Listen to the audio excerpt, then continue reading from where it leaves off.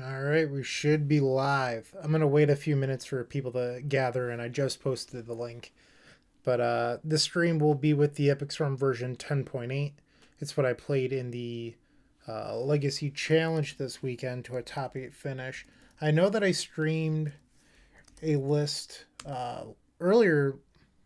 I guess today's Monday. Last week, and that list had no Rite of Flames. That was just something I'm trying out. I try out a lot of things. I wouldn't put too much stock into something that I just decided to play on a whim.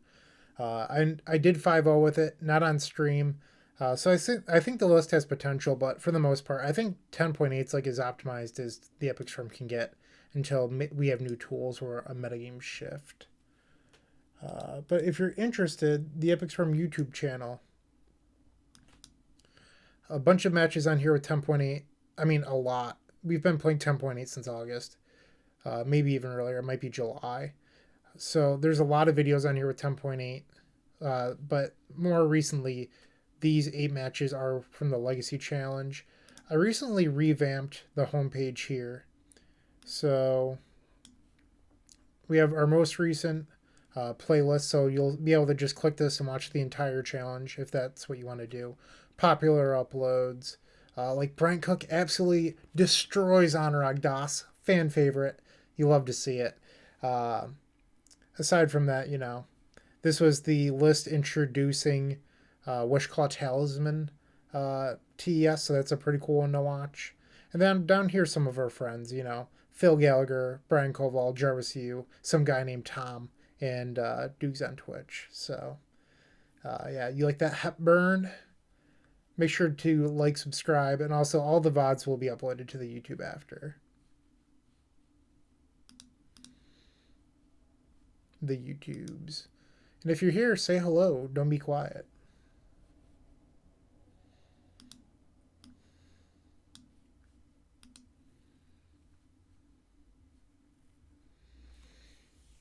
Hello, Jay Reluctance. I believe that's your name. How's it going?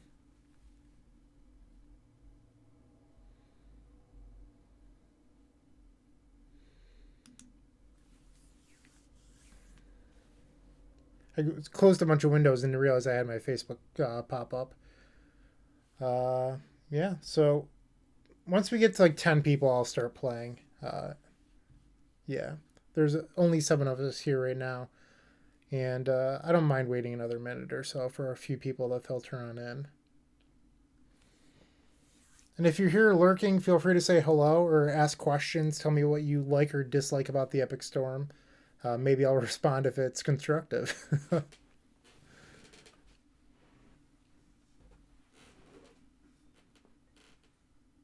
Ooh, that's pretty scary, J Reluctance. Hope everything goes well for you.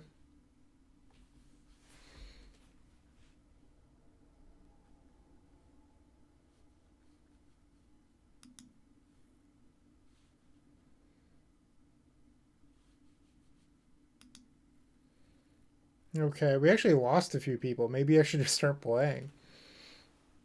Why don't we do that then?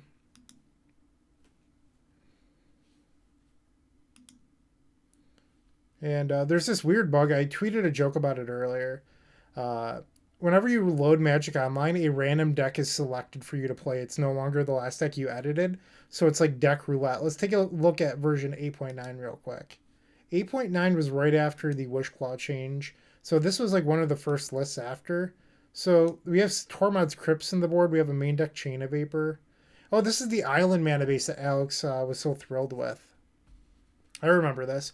I top aided Leaving a Legacy with this. Um, let's head over to the Epic Storm and check that out. I believe this is the exact list I played. Maybe not 3-3.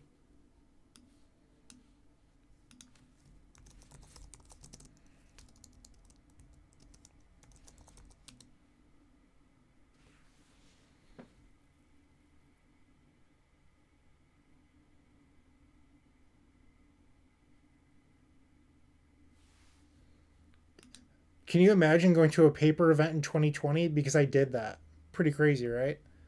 Uh, yeah, this is not quite what I played. I played 9.0 in that event. So it was the version after this with 4 Veil, 2 Grid. But it was pretty close.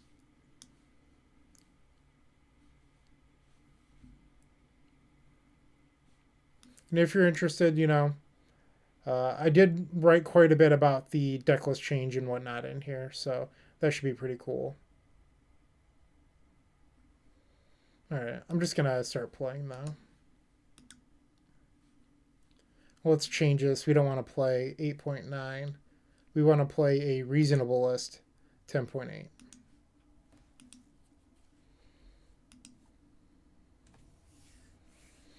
Alright, let's do it live.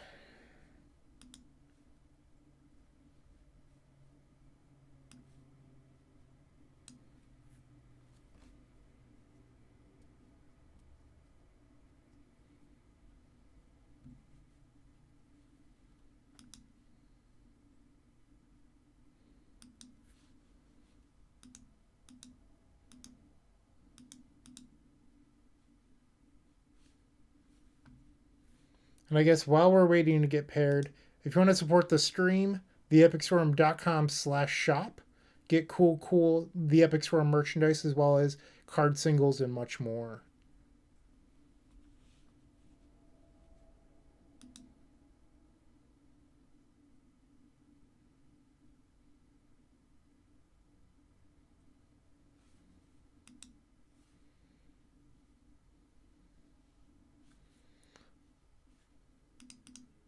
Uh-oh, Vincent Adultman, and I clicked on the wrong thing.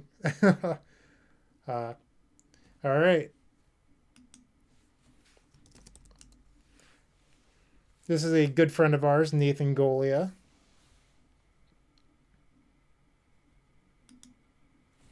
I don't know what Nathan's playing, but this hand is interesting to say the least.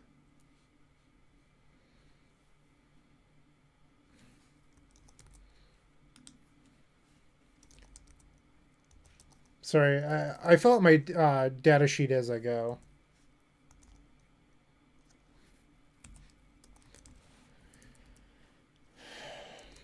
I don't know if this hand is a keep or not, just because the opal is inactive. And we could go like Petal Ritual Claw, but then the opal still is inactive. I'm going to ship this. I don't love this hand, but I think it's probably better than our 7.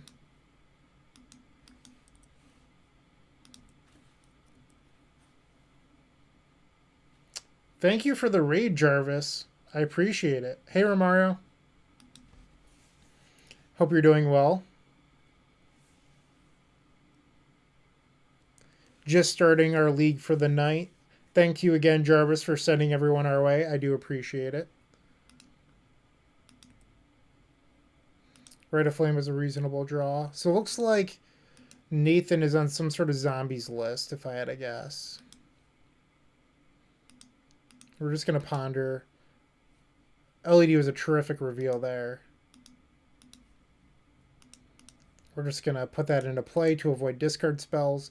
And then we have Claw on top, so discard spells aren't as effective. Any decks I could suggest for Legacy? It depends on your interest. I mean, there's obviously a really cool Storm deck that runs Rite of Flame, but that's not for everyone. Some people like bad cards like Cabal Ritual. You know. And then there's people that like Chalice the Void. I mean, I don't understand it, but those people are out there.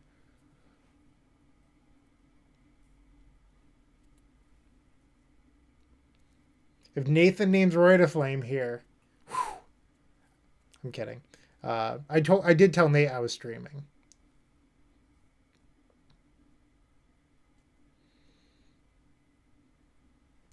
Burning Wish down.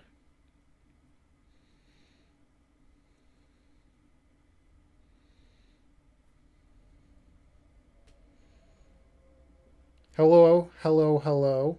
I don't know what all these... Oh, that's a Chalice of the Void, Romario. How dare you?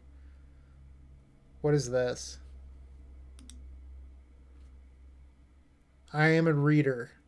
Whenever you sack a permanent, put a 1/1 counter on it, and when it dies, he deals damage equal to that. Okay. So, this is 4, 5, and then 8, and that is exactly how much we need to ad nauseum.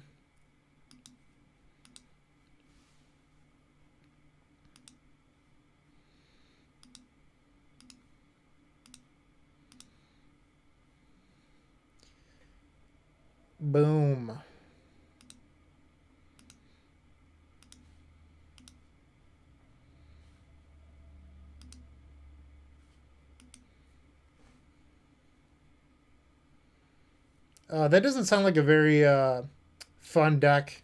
I don't know why anyone would play 4 Hull Breach or 4 Days Undoing. That, I don't know. It just seems like you're a bully.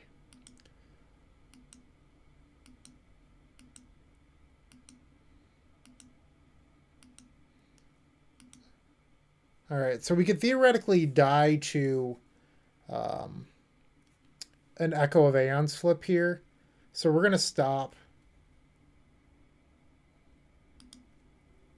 And we've already played a land. So the plan at this point is to uh, Rite of Flame, Claw, play Burning Wish, and then Tendrils, because we revealed this Tendrils and can't cast it. So this Rite of Flame is actually equal to a Cabal Ritual in the mana that it makes. Now we're just going to add 6 black here, and then Claw, Burning Wish, Tendrils.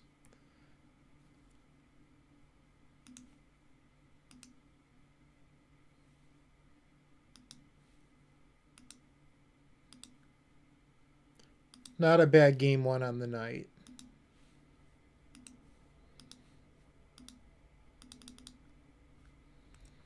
I've been testing Standard and Historic most of today, preparing for the Pro Tour, and decided that I'd play some Legacy tonight for something different. I had to change clothes for you people. The shirt that I was wearing did not work with the green screen. I was wearing a Mighty Ducks jersey that's mostly green, and I looked ridiculous. Most of me was see through.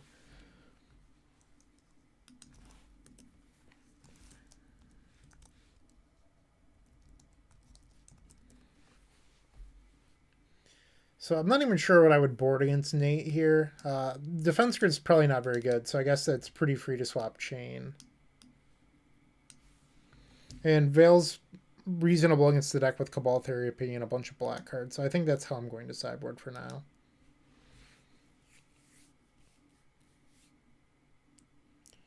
That is something I could do, but I wear a lot of Met stuff and blue in general, so blue probably isn't the color.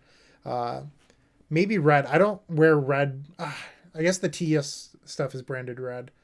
In general, though, I don't wear a whole lot of red clothing. I don't really like the color that much. This hand seems fine.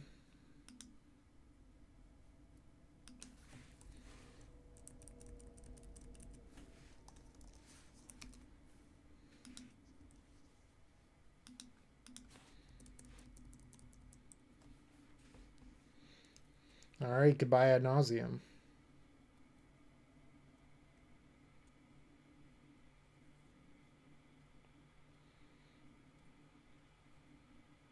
I suppose you could take Ponder if you have like a Cabal Therapy for next turn and just pray that we don't draw a Dark Ritual.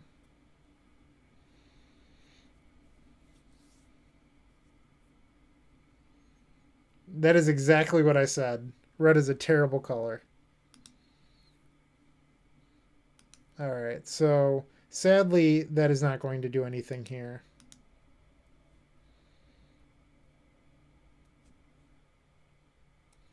We're just going to pass. You could like try to play a German Claw there. I don't know if Nathan's deck is playing Python Needle, but that would make it pretty embarrassing. But there's also the fact that if you just don't do anything next turn and Nate doesn't have a discard spell, okay, well, there's a discard spell. But if there wasn't one, you could cast Ad Nauseum. And I think the upside of potentially winning the game is better than just like putting a Claw into play.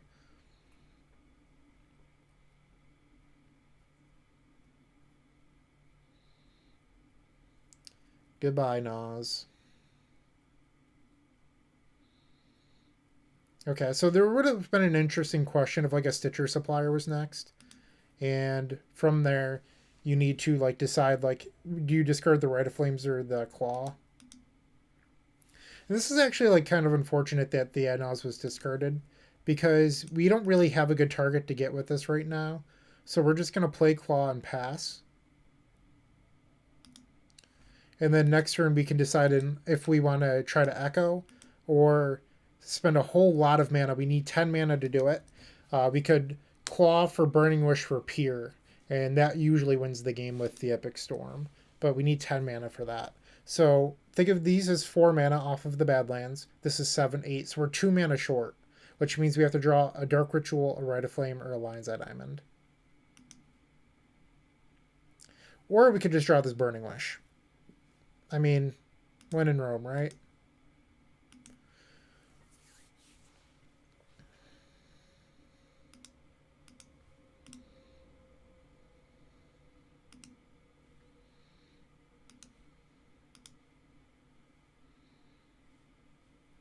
So I could get Rite of Flame right there, but if I do that, we leave ourselves slightly vulnerable to Surgical, and I just don't want to leave myself open to just losing to a card that isn't that good against us.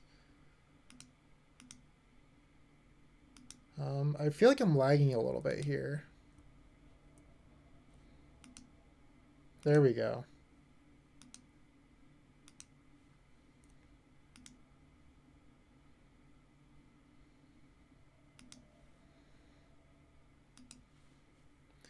And Pier.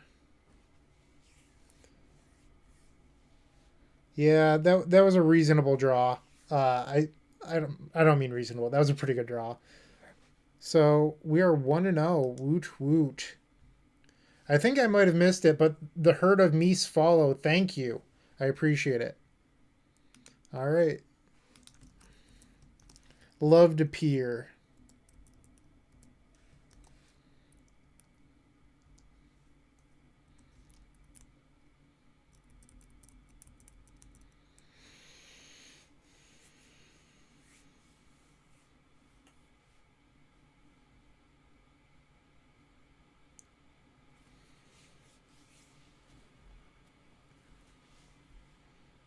Everyone, have a good holiday, I guess.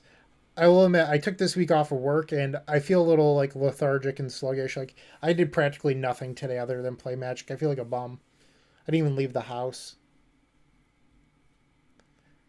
I usually have all these like weekends that I take off from work for like trips, and I just didn't do any of those this year due to COVID. So I just have like a ton of time saved up. Hi, Caleb. Thanks. I appreciate that. I stream every once in a while. I don't enjoy it that much, but this week I decided, give it a go again. Last time I streamed, I was ghosted a few times, and I just don't find that very fun. All right, I've played this person somewhat recently, and they were on Death and Taxes. We're on the draw. This hand just isn't quite good enough. We're going to ship this. This hand, however, this is the goods.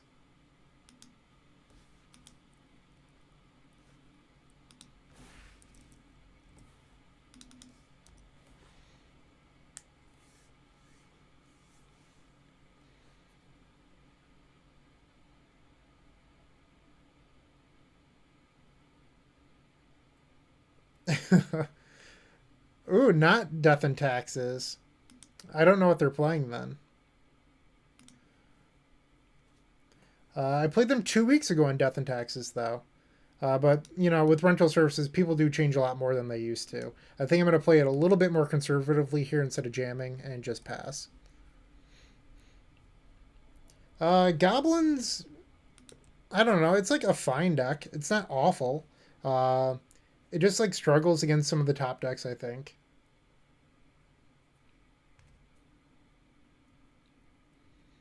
Like Legacy, the power level of Legacy cards has like gotten so high. Okay, so they're on some sort of Grixis Delver list, and like Goblin War Chief just, I don't know. It doesn't feel like a Legacy power level card anymore. Obviously, like the synergy behind the Goblin deck is strong, but like Muxus is a Legacy power level card, but you have to play a lot of bad cards to support them. And we don't have a whole lot of decisions to be making after that brainstorm, so we're just gonna, cast cards.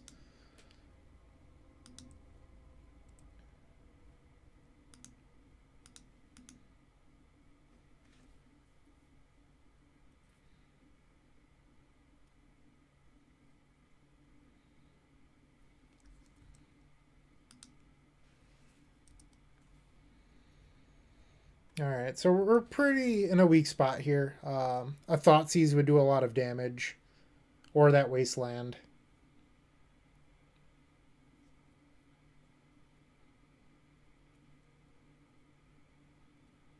If we had hit a red source along with, or just a red source in general, we could have like done the double tutor thing last turn, but instead we're probably just losing this game.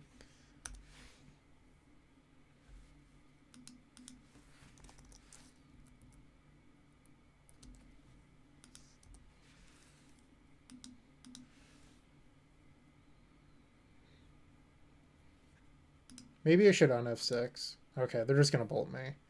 I was thinking about I should probably just concede to a discard spell, but if they're just gonna throw lightning bolts. I do think that if they're throwing lightning bolts, this means that the remaining cards in their hand are probably Force of Wills.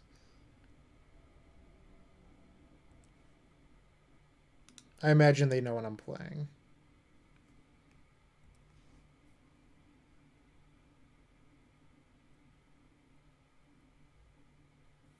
I don't think there's really a reason to throw out another Lion's Eye Diamond right there. Uh, like, I don't know. They're pretty valuable, and I don't know. Like, I think I'm fine just like jamming Dark Rituals and Rite of Flames into Daze, using those as a check rather than Diamond. Hello, Zack and Flames.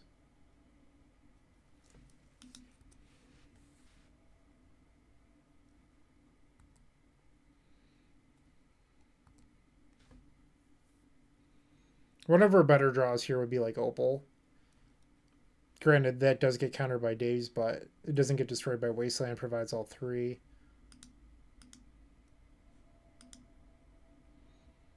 I think I'm just going to pass here.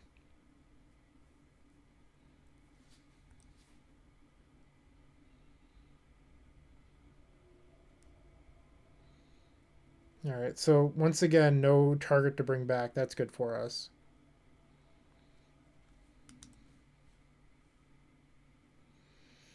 Okay, so things just got a little bit more interesting.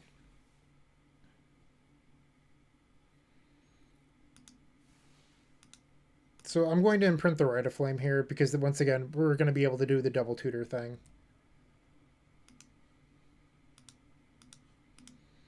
But I do think that if our opponent's not casting spells, they probably have a bunch of forces in hand.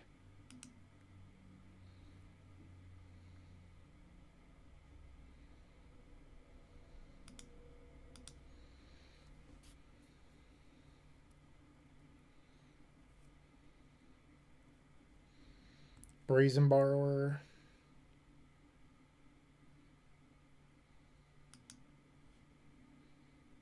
Hmm.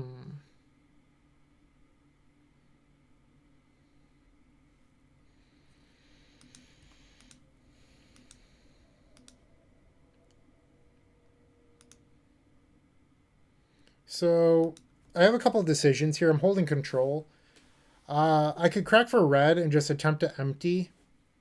The empty plane could lose to like lightning bolt, flashback bolt, and then something else. If I just let this resolve right now, I can go get Echo, and Echo would like if they choose to force this wish, then that makes our top decks live. Um, or I can just peer, and peer is very likely to win the game. It does lose the double days, but it could beat one days. I just think that they probably have a second force, and it doesn't really matter though. Um, I think I'm just gonna let this resolve.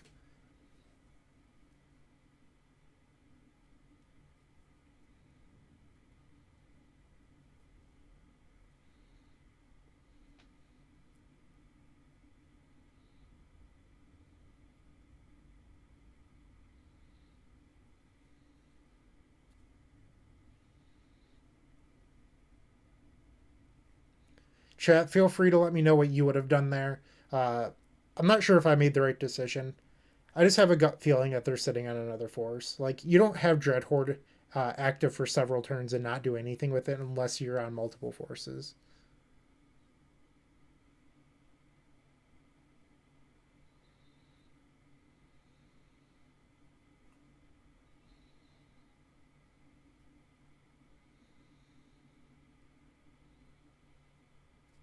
Yeah, they definitely have something here.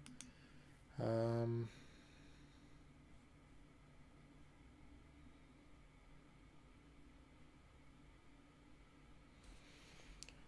So we're getting Echo no matter what. The decision on is whether or not we try to cast it now or later. I think we just have to cast it. Like, it's not getting any better for us.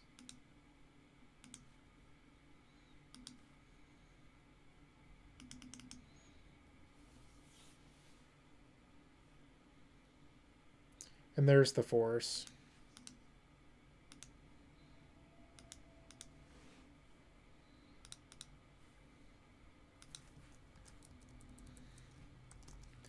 Alright, we're going to do the pretty standard boarding for Delvers. +6 green cards. -4 of everyone's favorite red sorcery. And minus a couple Moxen.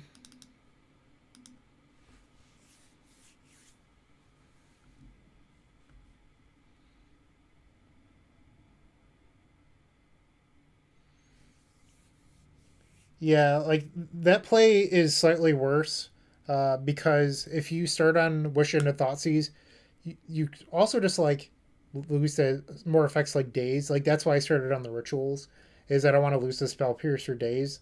The actual tutor effects were the most valuable thing in that situation.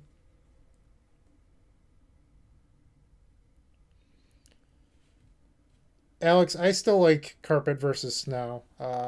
You're allowed to disagree, but I changed my plan based on my opponents as well. Like I don't always stick to one plan. If my opponent is going to just like fetch for islands and stuff, or fetch for like plains and swamp and whatever, I do change my plan. Like I'll board in Rite of Flames for game 3 or whatever. But I think versus the average Snow opponent, Carpet's worth it.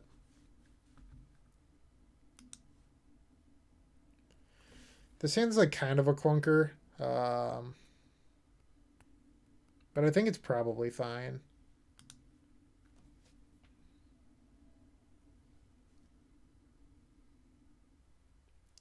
Well, then that so Freya, that like play doesn't like what you're suggesting. Just like it doesn't matter, uh, because the difference between going Wish or Claw first, just like the difference doesn't exist. So sure, you can swap them, but it doesn't matter.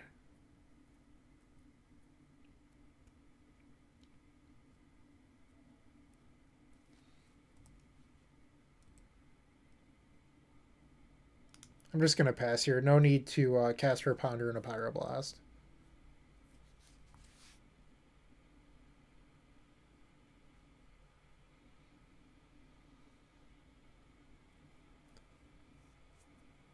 Uh, Neoshin, I think I saw your deck list published. There's a lot of things that are wrong with Blood Chief's Thirst. For example, like it was brought up that like you can theoretically kill a Karn with it. And if that's the case, you're expected to have 6 mana versus an active Karn without using any artifact mana. It's not very likely. Um, so I don't know what you're hoping to kill with the Blood Chief's Thirst, whether it's like a Thalia or a Gaddock or something. But if that's the case, you should probably just play a Deathmark because Deathmark can kill larger things, such as like Chancellor of the Annex. But in general, I think those sort of targets just aren't worth it. And if I was to play a target like that, I would just run a Void Snare.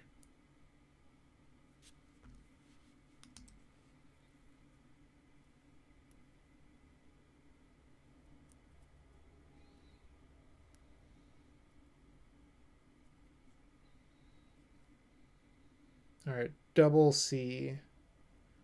Oh, we're facing the Reanimator one. I faced this the other day when I was streaming as well. I think we just lost the game. Yep. I can't. Oh no, we have Burning Wish. Never mind. What am I thinking? I mean, our hand's pretty bad now, but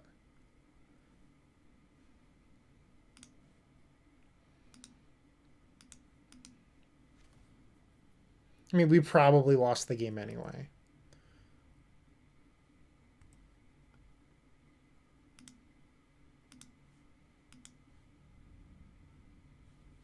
I guess I'll keep that Ponder.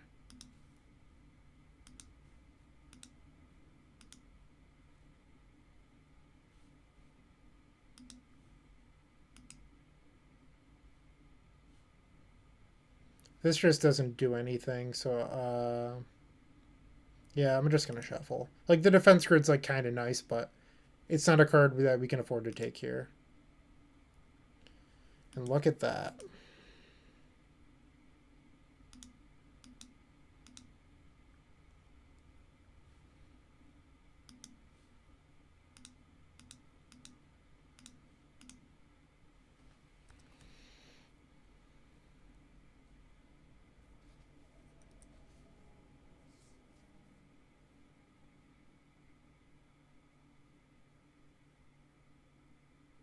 I don't know what Ascension is. Basic Swamp.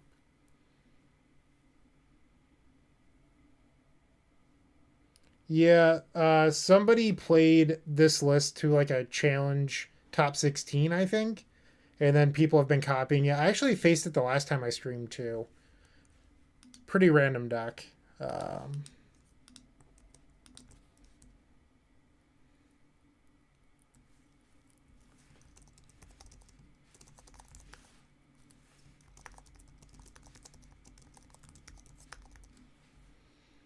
all right, so our opponent can deal us 10 on their turn, assuming that they don't have a bolt.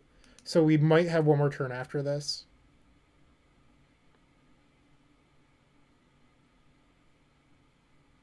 Like an Echo here would be an ideal draw.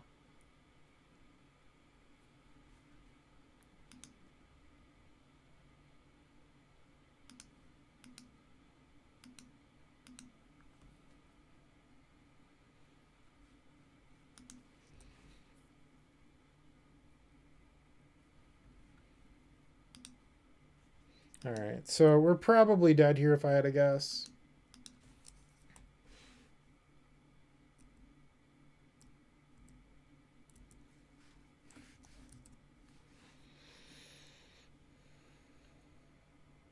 I guess like from now on, whenever you see someone playing Grixis Delver, you should just assume that they're on this weird reanimator list because normal Grixis Delver isn't playable.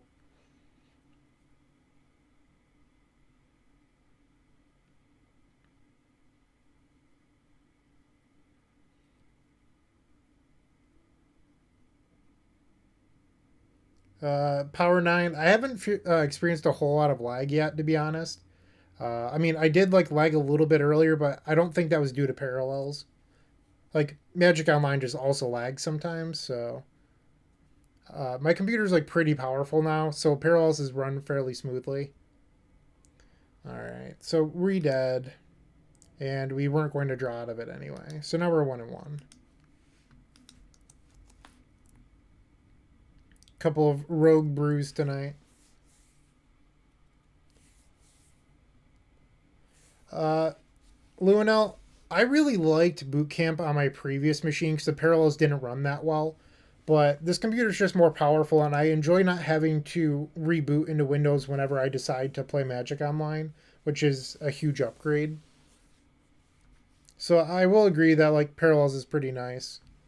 I think I've played this person recently.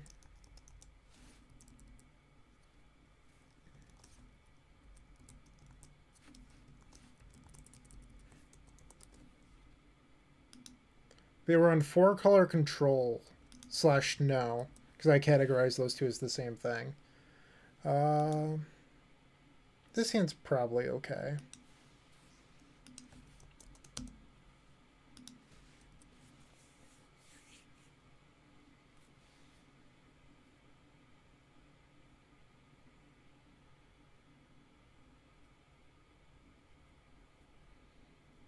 I actually paid for Parallels today.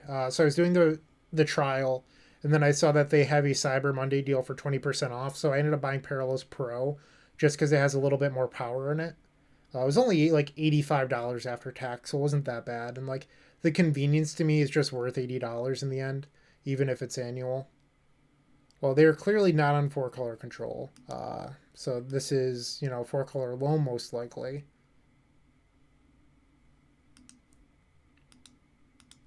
And we're going to try to build up the 5 mana. Or draw Burning Wish off the top, because then we could theoretically pulverize.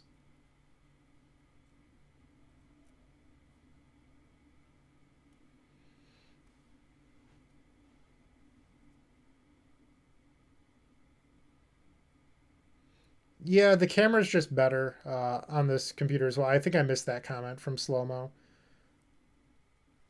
I mean, my previous machine, I mean, I had the Mac for 9 years, my last one. It was a late 2013, which really meant that it came out in mid 2012 because Mac labels their years like cars do. And it's almost 2021, so it was about 9 years old, 8.5 years old. This is a collector for a Teague, we're just dead. Okay, we can beat his scavenging ooze. So yeah, so it was almost 9 years old. Like that's a pretty good run for a computer, in my opinion. Like you can't be upset with that. It really started going downhill once I installed Catalina. Or is that the last one? I don't remember. I'm on Big Sur now. Whatever was the previous one, I just had really bad issues whenever I upgraded to that. Catalina. Thanks, Luna. Uh, but like it just like slowly started destroying my computer. Like Finder quit working and a bunch of other things. Yeah, Big Sur came out. I actually, when I bought the computer, it immediately was like, "Hey, would you like to upgrade to Big Sur?" And I was without a computer for 2 days, so I guess it came out within those 2 days. Because I'm pretty good about like upgrading, uh, other than Catalina, because I didn't want to lose like the difference between like Catalina got rid of 32-bit programs, so my Adobe products that might not have been the most legal would no longer work. And when I bought this, I decided to be an adult and actually pay for them. I'm just going to concede here. We're not winning this one.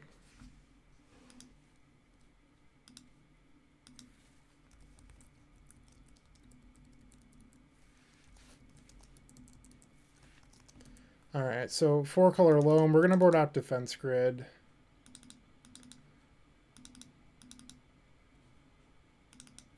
We're going to keep, I guess on the play I'll board in Thoughtseize, but on the draw I want the second Veil.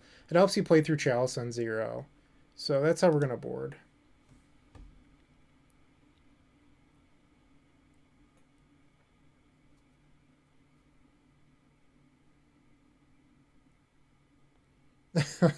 That's pretty funny, Lionel. I think it's like a lot more reasonable now that like Creative Cloud exists, because it used to be like if you wanted Photoshop by itself, it was like $2,200 a year, or I'm sorry, $2,200 for the license, and that you could have it forever. But I think I'm paying like 625 or 650 a year now, and I get the entire Creative Suite. Uh, so it's just like a lot more reasonable. It is $600, but like I definitely get the use out of it per year. Like doing my own personal stuff. Like I don't use it for work, but like updating the Epic Storm and everything else. The expensive day was purchasing. Thanks, Power9, for the follow. The expensive day was buying the computer. Paying for Adobe wasn't that bad. This seems fine.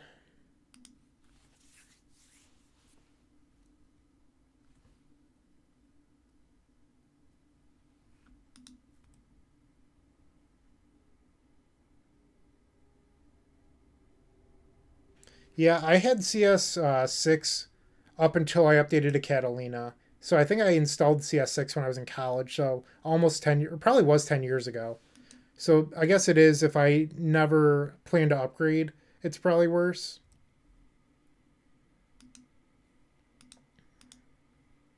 We're not using that tendrils. I don't know why I almost clicked on Ponder. The plan here is just to find a Wishclaw off this Ponder and play it, because then we're almost set up for Ad Nauseam. Gonna shuffle this. Boom! How lucky.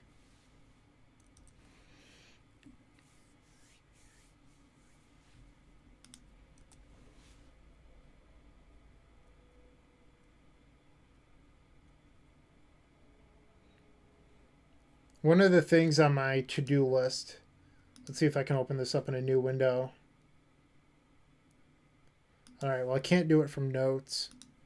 Is like, I do design stuff all the time, but I want to start learning more JavaScript. So this is on my to-do list for the next month, is just learning more about JS.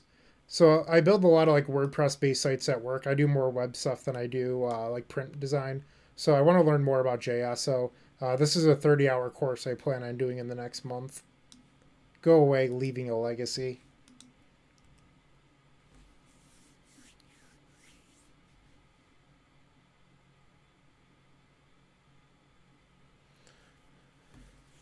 Hmm. So if we brainstorm, we could theoretically find two cards that do it, like Rite of Flame, Dark Ritual, and then use this for the claw. But if we ponder, we have to find pretty much exactly Lion's Eye Diamond. Um, but I think it's probably better to cast ponder, and I'm going to get punished here.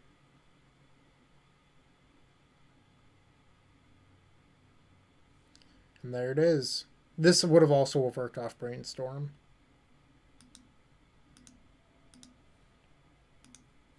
If our opponent has that silly blue card, we lose the game. But I'm not going to play around it.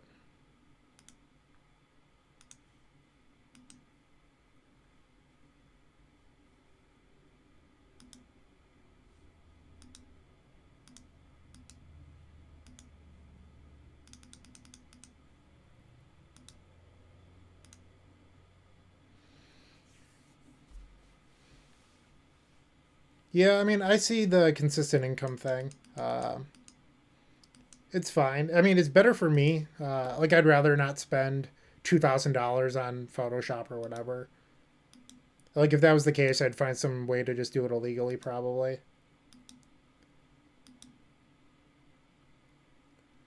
All right, so Tendrils isn't in the deck, so we can actually flip pretty safely down to 2.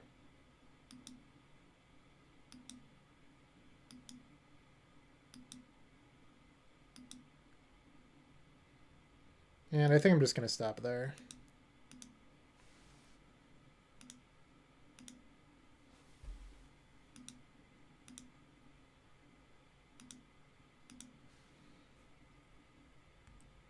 So the only thing that I haven't liked about this new iMac, and it's a mid 2020, so it's pretty new, is that Arena sometimes like overworks the graphics card and it's crashed a few times.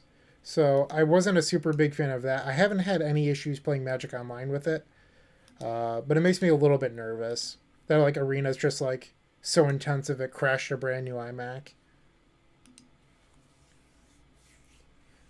Yeah, I haven't had any issues. So like another thing is I installed Arena. I guess you can see my dock up here now. So I installed Arena through Parallels, and that's been working really well. It's just the Arena for Mac that I've had issues with.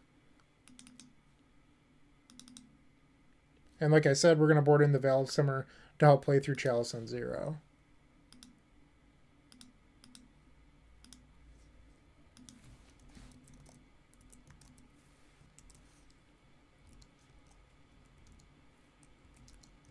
We're on the draw, which is pretty scary.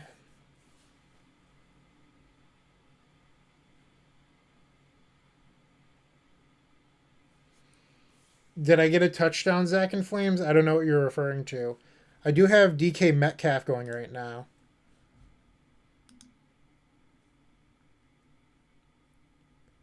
All right, no touchdown, but 16 points. I'll take it. Look at this embarrassment of a score. 145. Hell yeah. I also have Tyreek Hill, 51 points this week. You love to see it.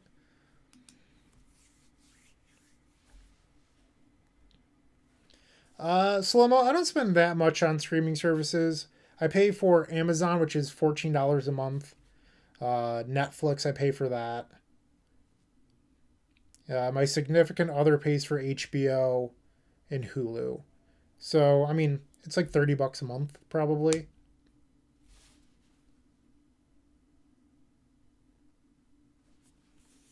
Yeah, Tyreek Hill, what a man. You love to see it. Although, George Kittle, huge disappointment this season. I lost Kittle, and then I was like really bummed about it. And then I looked and like Kittle didn't even really have that good of a year before getting hurt. Like, there's these two games, but that's not the end of the world. Like, I don't know. Kittle also had like multiple garbage games in between. For my second pick, I wasn't super thrilled with that. But I think the rest of my team is like fairly stacked. Baltimore defense too. All right, we're gonna try this.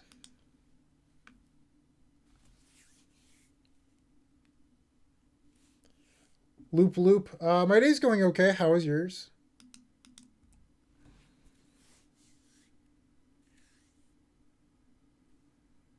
So slow mo.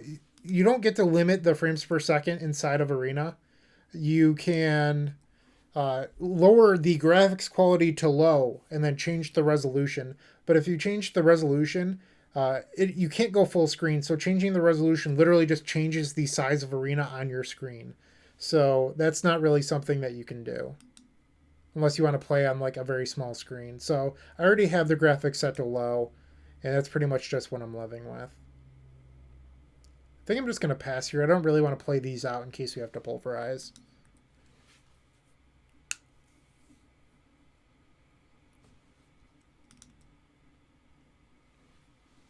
Uh, there is a full screen Luminel. I don't like the full screen though, just because I like having access to just like X close it out. Um, I don't know. Maybe this is just me being ridiculous and wanting to do everything. Like I want to be able to stretch my screen or at least play at a reasonable size.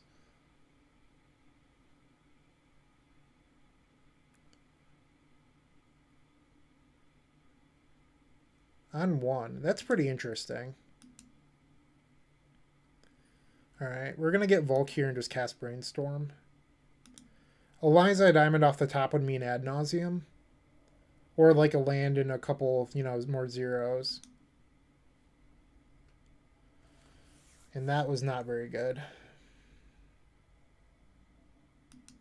Interesting that they chose to do one.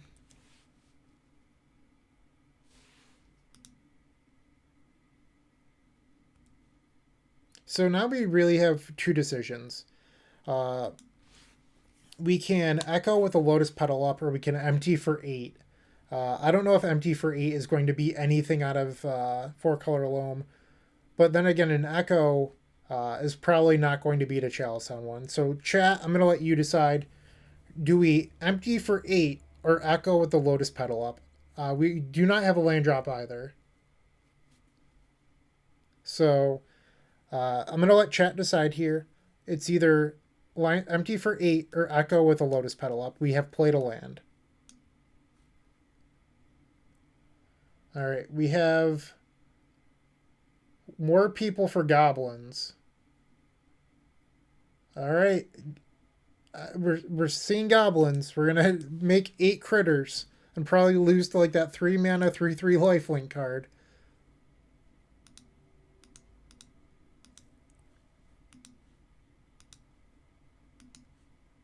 Or even a Knight of the Reliquary for not even Tabernacle. Like this plan just loses to everything.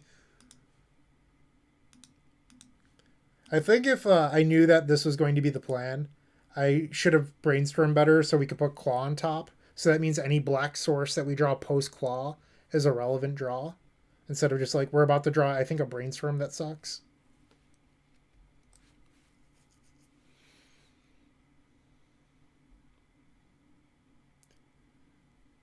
Man, these pulverized jokes just aren't that funny. Even if I got pulverized, I can't cast it.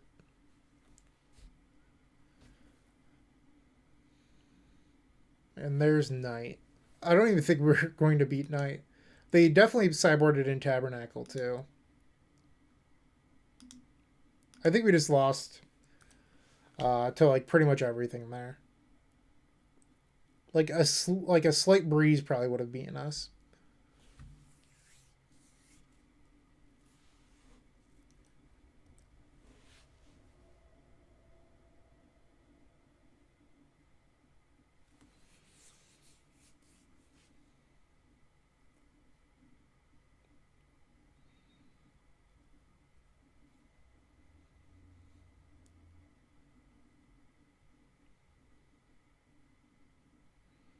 Yikes. So now our creatures don't even race them, even if they didn't have Tabernacle.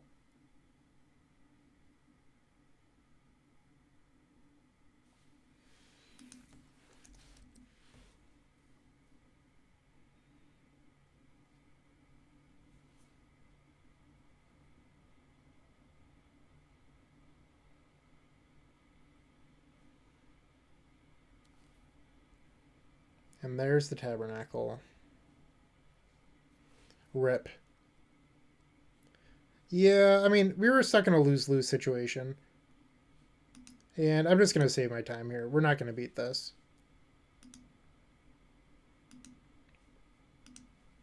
Some people like to sit there and just like make their opponent murder them over several turns. I just value my time a little bit more than that.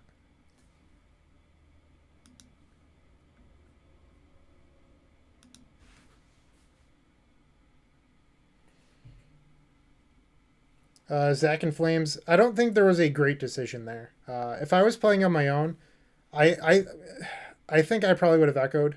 Uh, but the decision's really close. It's just that 8 goblins beats so few of what they do.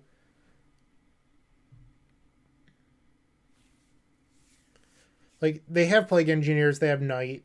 Uh, I can't think the Siberius creature. I don't know. I can't think of the name of it. But the one white and a black for 3/3 lifelink death touch can't cast cards out of graveyards. Like you lose to that there too. Even a scavenging ooze would have been an issue. Um, yeah,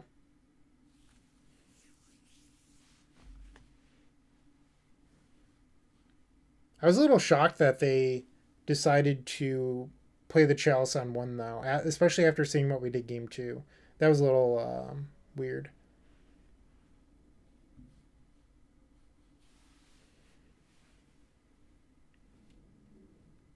Crowstorm, maybe. Probably not though. So with Crowstorm, we could have played a right off the pedal and let it get countered, and we would have made 5/1/2 flyers. I don't think that beats Tabernacle. So sadly, Crowstorm, I don't think would have done much there. But I do wish that was a real card. Having a Storm card that you could play through Gaddock Teeg and theoretically win the game with would be big game.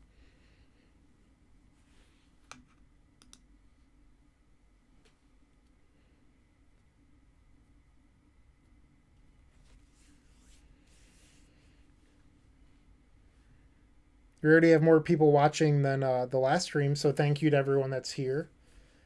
And while our opponent burns the clock for joining, if you want to show your appreciation, whoa, wrong screen, but also check out the Eternal Glory podcast. Great podcast. Uh, Mostly carried by Brian Koval and Phil Gallagher. My terrible dry sense of humor sometimes thrown in there as well. But instead, support this stream by going to theepicstorm.com/shop is what I was trying to say.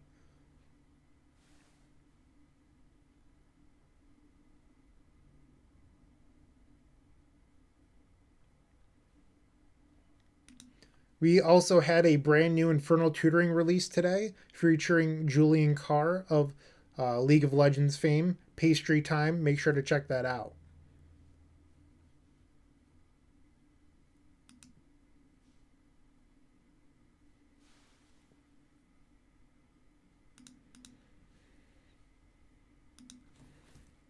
Maximum Zen.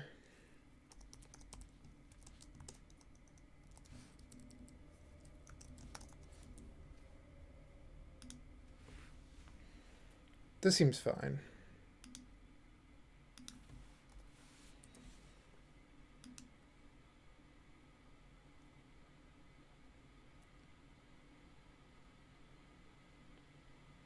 Alright, and our opponent's just conceded. Opponent concession.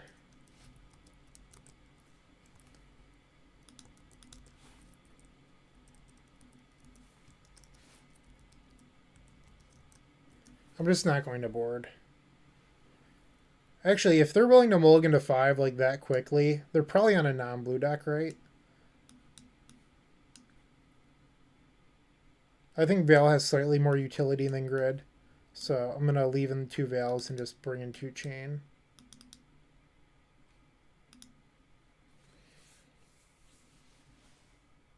Hello.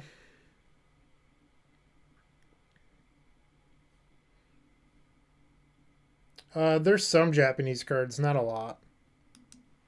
Best place to get dual lands? I don't know. Wherever you feel that you can get good prices. Uh, I'd be reluctant to trust everyone on the Facebook market groups. There are scammers out there. TCG tends to be a little bit high in my opinion. But eBay has some reasonably priced ones as well. And then you can always look at their feedback.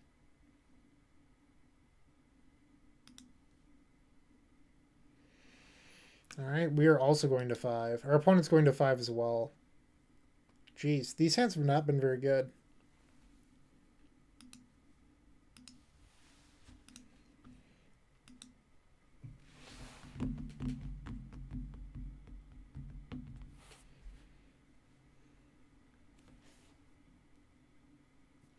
People on TCG, I think, just want too much for their duels, and there's no photos either. So like you don't really know what you're buying sometimes. Like it might say SP, but the back could be really gross or whatever.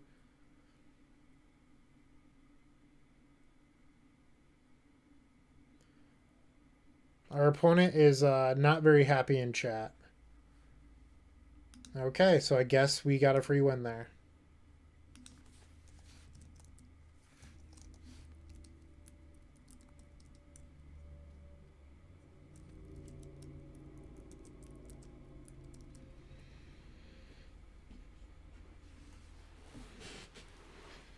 Yeah, I mean, I've seen the photos on there. Like, I bought a Japanese foil hanging card from TCG, and there was a photo, but like a bunch of people don't add photos of their duels, so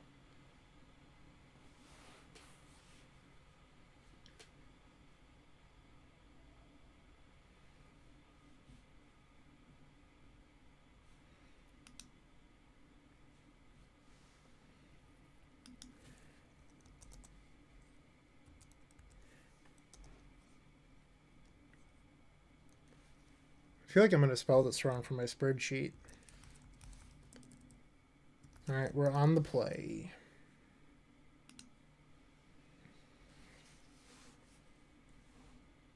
All right, I'm gonna do a quick goldfish search because if this person's a blue player, I would consider keeping this, but if it's unknown, I'd probably ship.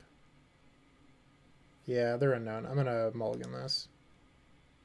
Much better. So it might be crazy, but I'm just gonna bottom ponder here. We have everything we need. Why would we want to keep ponder? Like if you bottom something, you're just looking for that effect off ponder.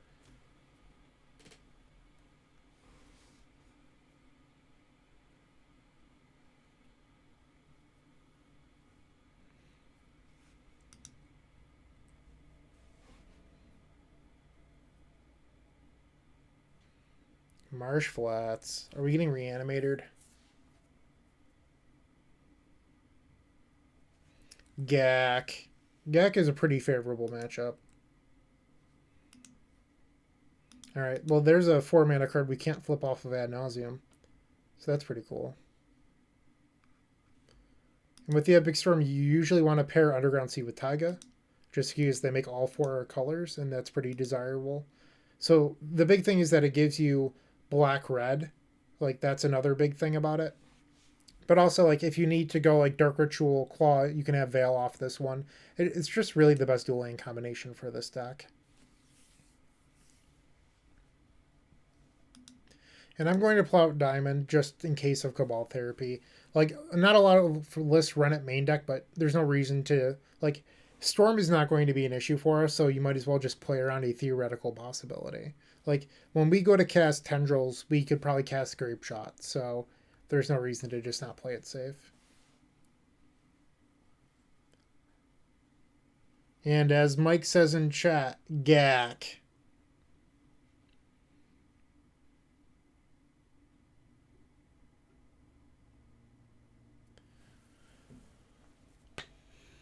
It's interesting to see that this person's running Marsh Flats Misty as their duels.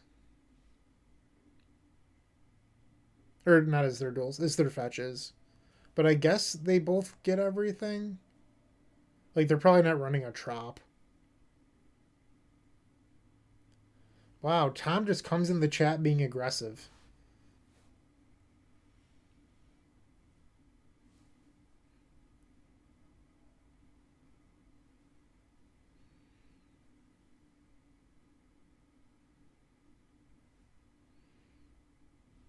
Tom Hep definitely not biased.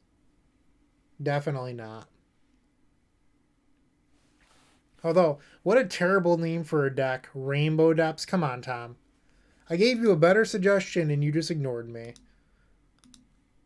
You're like a 13-year-old at a lunch table. My deck is rainbow.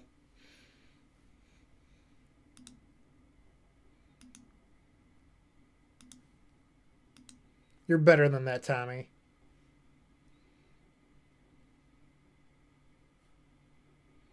And also, like, it's not really rainbow. You're bug. Show me a white card or a red card.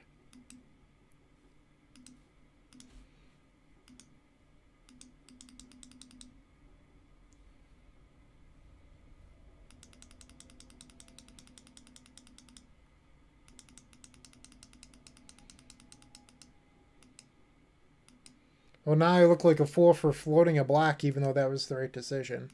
Alright. And our deck spared us.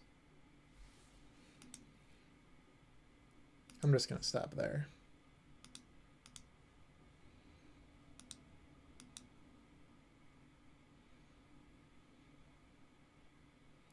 Fling? Is Fling any better than Right of Consumption? It seems like Right of Consumption would just be better, right?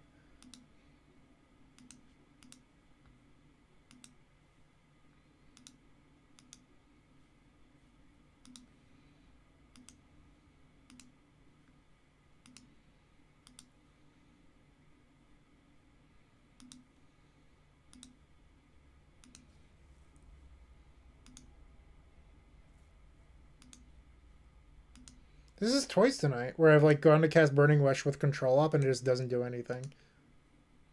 Alright. Work that time.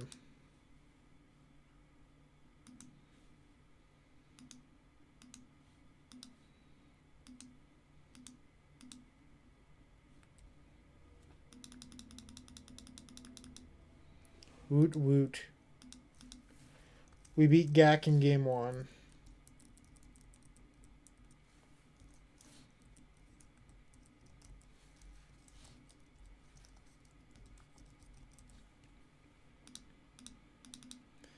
Don't really do a whole lot for the Gak matchup. I just board in 2 chains over the grids.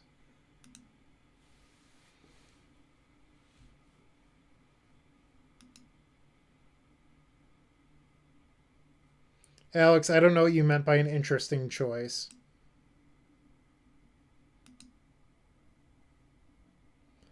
Oh, Tom, I guess that makes sense. That it plays around Veil. I didn't even consider that.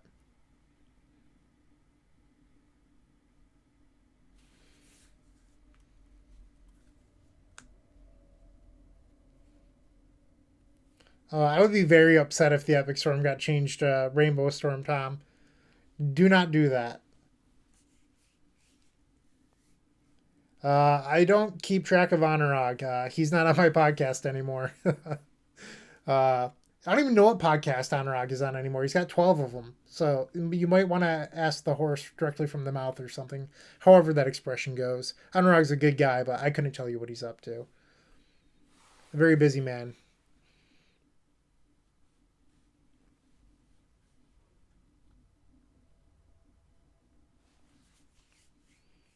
Yeah, we're not calling the Epic Storm anything to do with rainbows. Sorry. Just it sounds very childish to me. Like it reminds me of like after school, like Magic Club in middle school with like people being like, "Hey, I'm a rainbow duck." 7 proud. We are an Echo of Aeon's deck. That is why.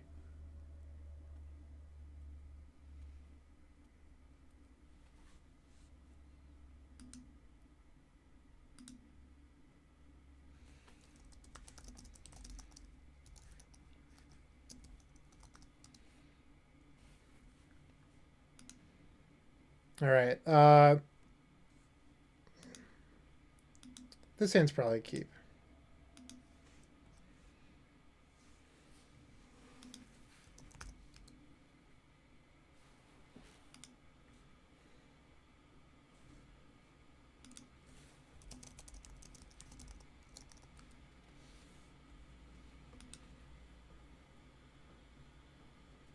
Supplier. The no right list was just something I was trying.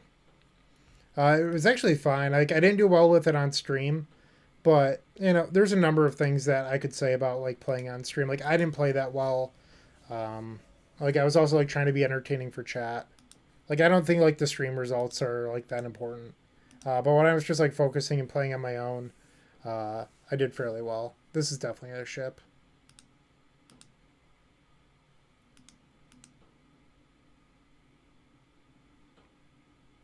So I'm definitely going to be playing into Force of Vigor here.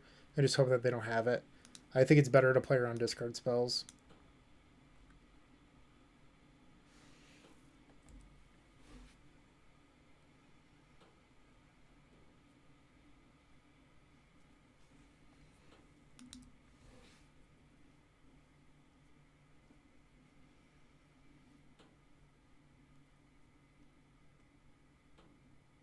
I don't think Night's Whisper is very good in the Ad Nauseam deck. Sorry.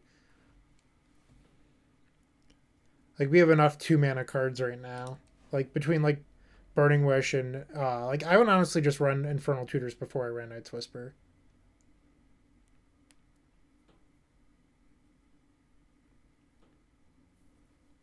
Like that was the interesting thing about the no rights list is that in like games against non-blue decks you could just mulligan to LED because with 10 tutors in the deck you're almost guaranteed to have some sort of tutor effect as well. So you always had action, where that's not necessarily the case uh, with like Night's Whisper. Like you don't want to mulligan to Night's Whisper, Lion's Eye Diamond. All right, I guess we'll cast Brainstorm.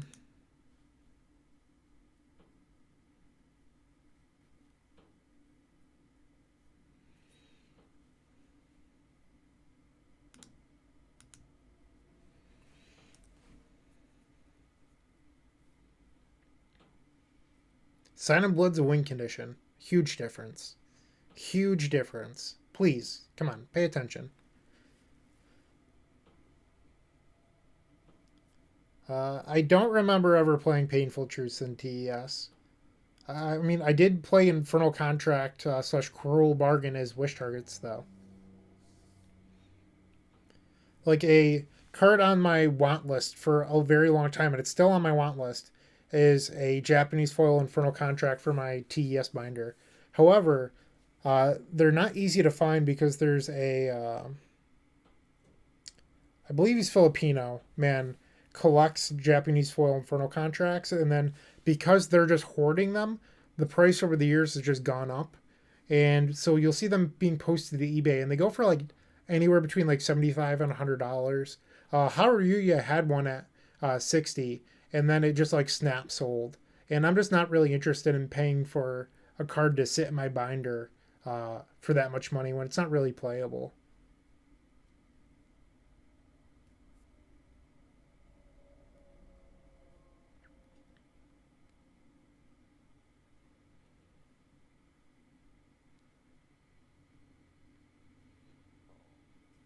So there's this short period right before uh, Echo of Aeons was printed where AJ Kerrigan convinced us all to cut Past in Flames from the deck because the Epic Storm was never a very good Past in Flames deck. And we went back to testing diminishing returns, ill-gotten gains, and eventually Mizzix's Mastery. Mastery ended up being the best out of the three. That said, diminishing returns was a lot better than people gave it credit for. It's actually pretty similar to Echo. I mean, obviously they're both wheels, but like you could hardcast it pretty. Like you could just go like turn one Burning Wish, turn two hardcast diminishing returns, and that was fine.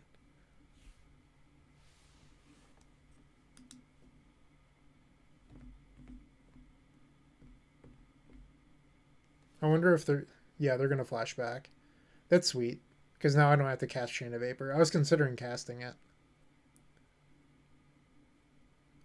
So I don't think we can die next turn now. I guess like how we would die is if our opponent went like land, careful study, altar.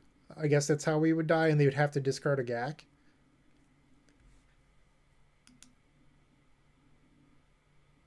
Altar by itself. So they're casting GAC right now, which means that an altar next turn would do it.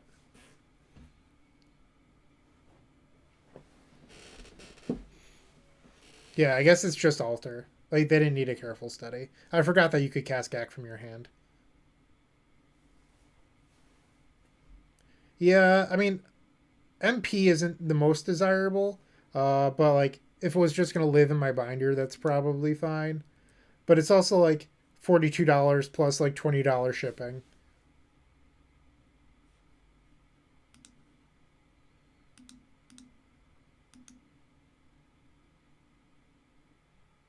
That is very true. Haruya MP tends to be pretty good.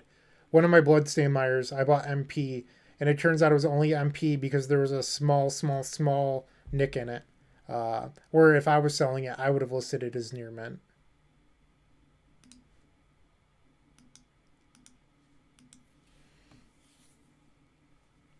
Yeah, I just placed a proxy order through our good friend Callum Whitefaces Smith. What a great guy, that Callum. Don't tell him I said that, though. If he asks, I said something very rude.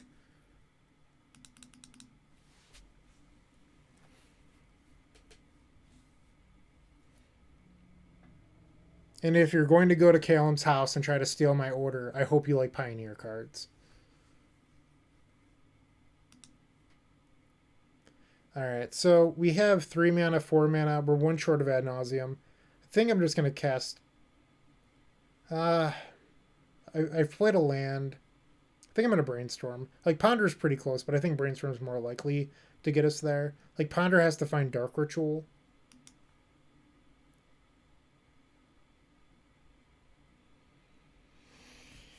And we're still one short.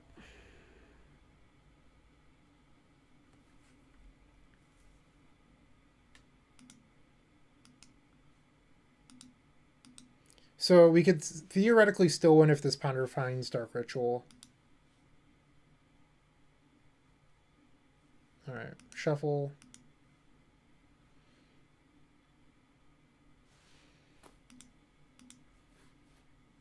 And I think what I'm going to do now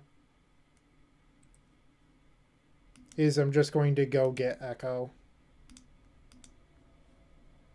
Because we can still hardcast Ad Nauseum next turn if we get discarded. I'm sorry, if our opponent doesn't do anything, we could still hardcast it. But this gives us a backup plan through discard spells.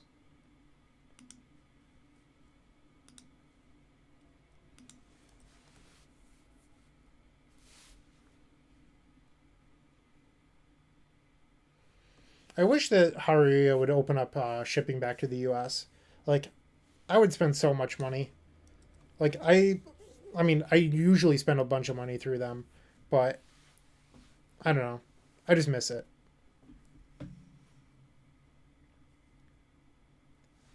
My annual deck showcase is happening in just a couple weeks. I usually do them like the third week of December every year.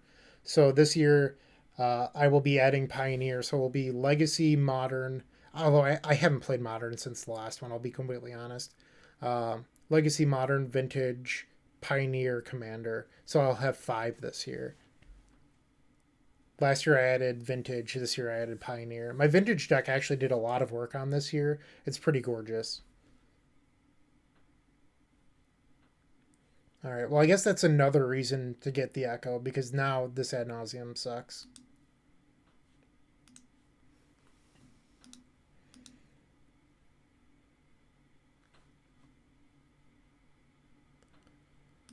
Sure.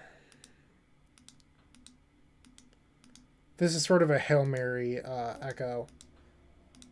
How this Echo probably wins is by like the first one draws like double LED and then the second one draws the rest.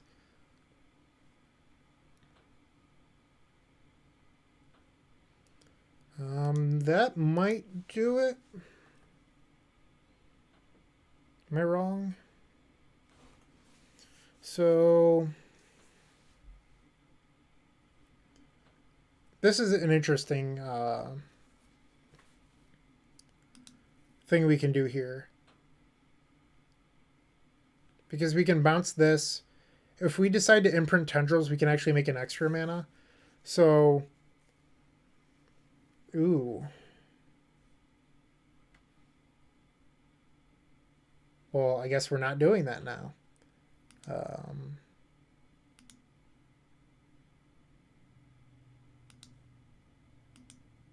We're just gonna flashback echo and hope that it's good.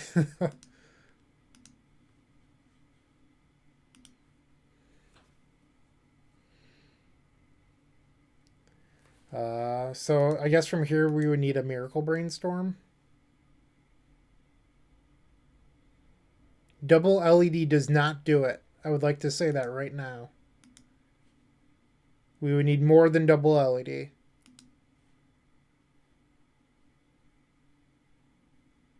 All right, game 3.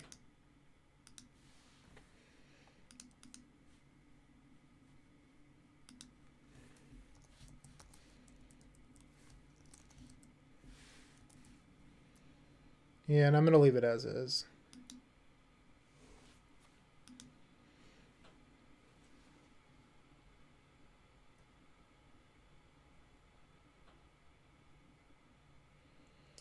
Yikes. I placed an order through Tokyo MTG during COVID, and they shipped me uh, Japanese non-foil cards when that is not what I ordered. So they ended up refunding me, but I had to ship them back to Japan, which was kind of unfortunate because I had to pay for the shipping back. Like, who wants Japanese? Or I'm sorry, it was they shipped me English foil. I ordered Japanese foil. They shipped me English foil. Like, if I wanted an English foil botanical gardens or botanical sanctum, I could have gotten one from TCG Player.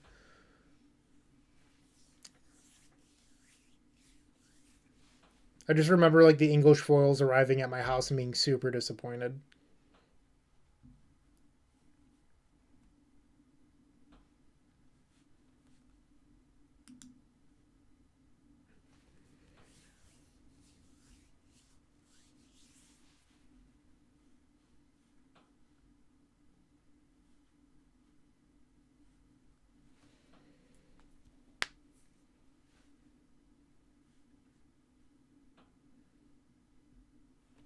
Thanks again for everyone here. I realize I don't stream that often, so having this many people here, it's pretty awesome. So thank you for showing up and watching the best Rite of Flame deck in Legacy. Take that, Belcher fans. We're better than you. The Epic Storm. Here we are. That's a specific dig at Michael Elliott. No, I've used Elliott recently. Michael Matthew Noble. Uh, yeah, take that, Mike. You Belcher lover.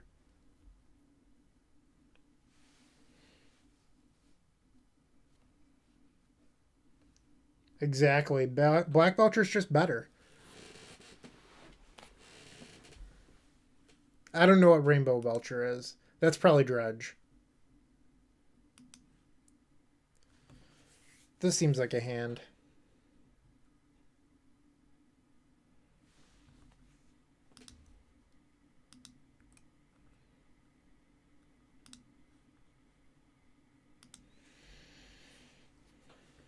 Might as well bottom the Veil.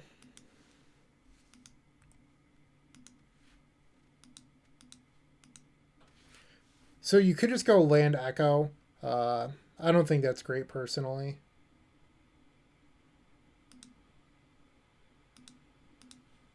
So now we have to ask ourselves, do we want to play out Lion's Eye Diamond and play around Force of Vigor, or do we want to play around Thoughtseize Cabal Therapy?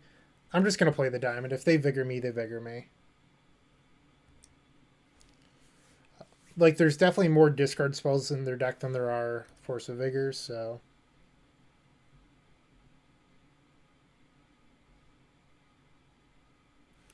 Glad to hear that, Goggers. Boom! That's why I played you out, Lion's Eye Diamond.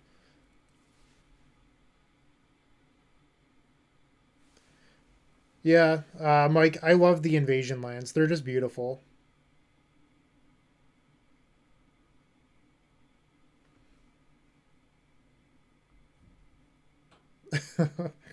In 2012.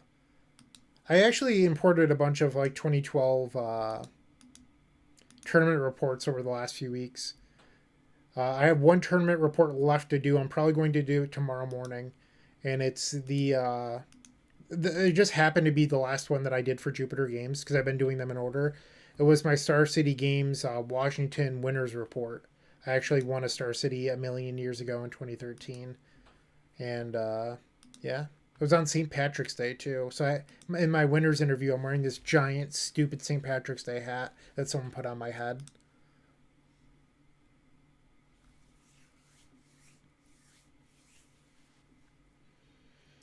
That was less than ideal.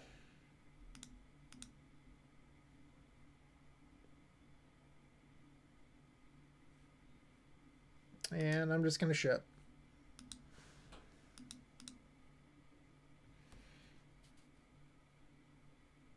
I am a Mets fan. So there's currently 2 minutes left on something on eBay that I'm about to bid on that is Mets related. It's like a bucket list item for me. So hopefully I win it. I should probably type in my bid now before I forget.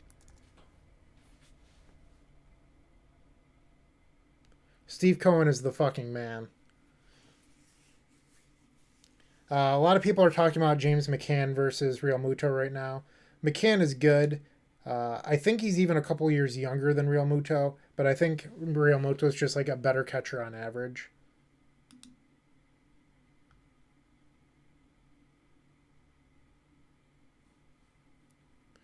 No, not that Lunal. Uh, I am about to bid on a David Wright signed baseball bat.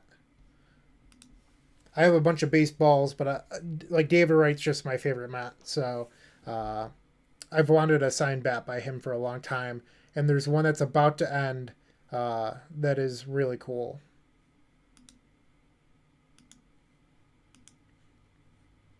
All right, so there's 50 seconds left on this baseball bat. I can't miss this for this stream, so I'm going to pay attention to that.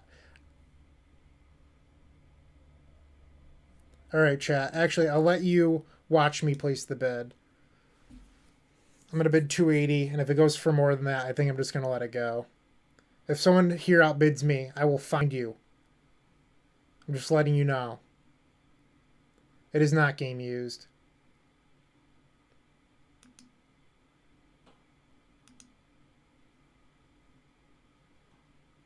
All right, let's see if we get it, chat. If not, that's okay.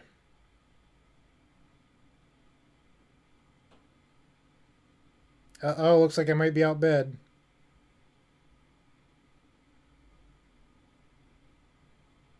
And there it goes. I'm not paying more than 280, so it's gone. Did not get. All right, back to Moto.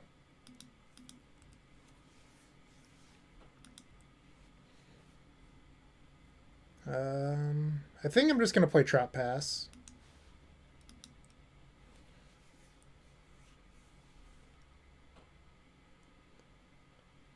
Yeah, like it's a cool bet too. It's just like I spent a lot of money in the last month. I mean, I just outright bought a brand new Mac, and I paid for a sort of upgraded one, and then I paid like 650 for Adobe 625 somewhere in there. I did all my Christmas shopping on Friday.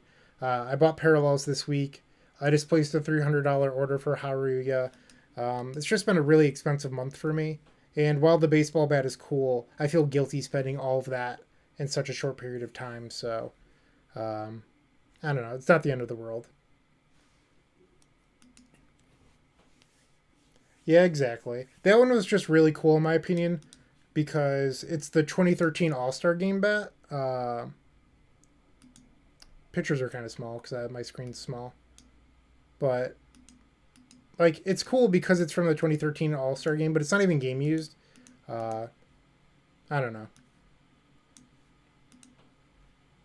Vengevine.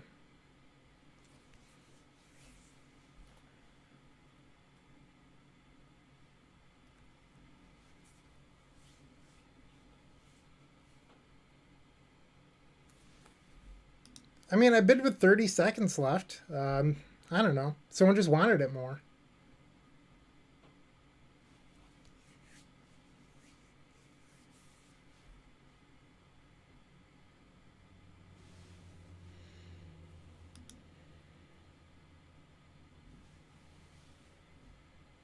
I think I'm gonna bounce this Vengevine.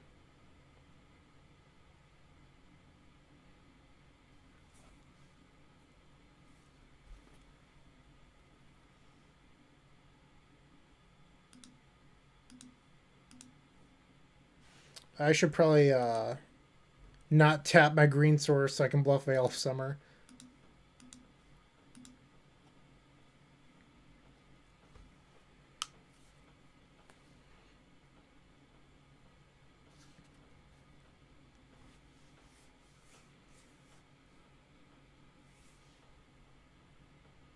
It's pretty cool.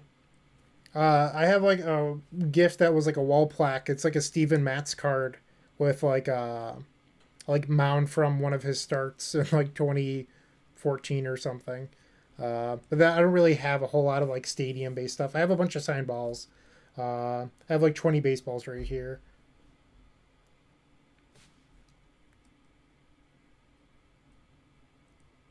And we're pretty close to dead, so we're going to need to draw something.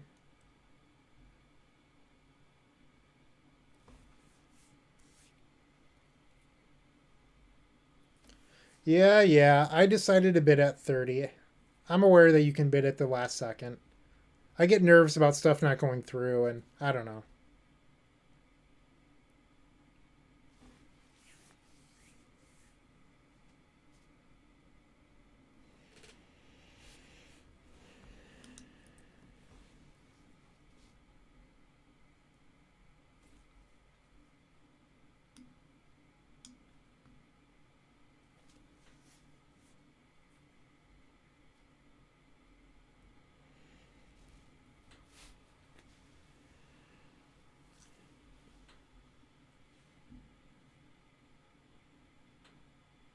All right.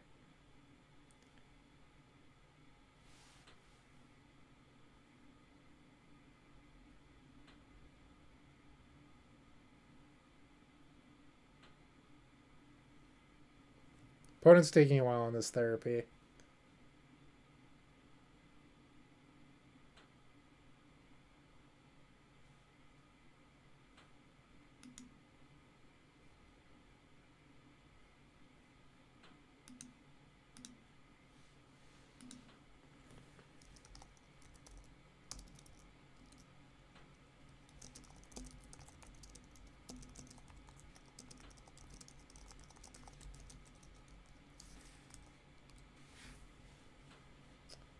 Shocking. They named Dark Ritual.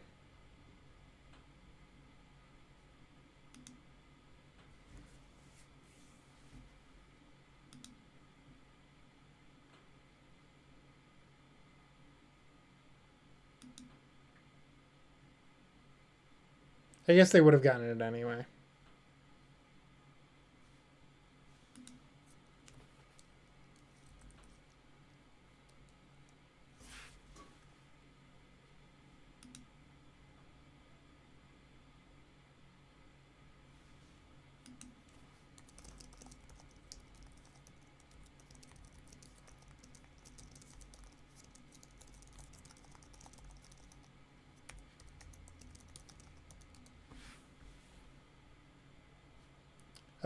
I mean that happens when people stream. Like people, like a lot of like content creators like to pretend that they never get ghosted. Like, I think the reality is it happens more than people like to admit.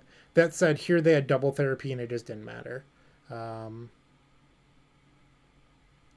so I don't know how we get out of this other than like an insane brainstorm or like drawing runner runner. Well, that's step one.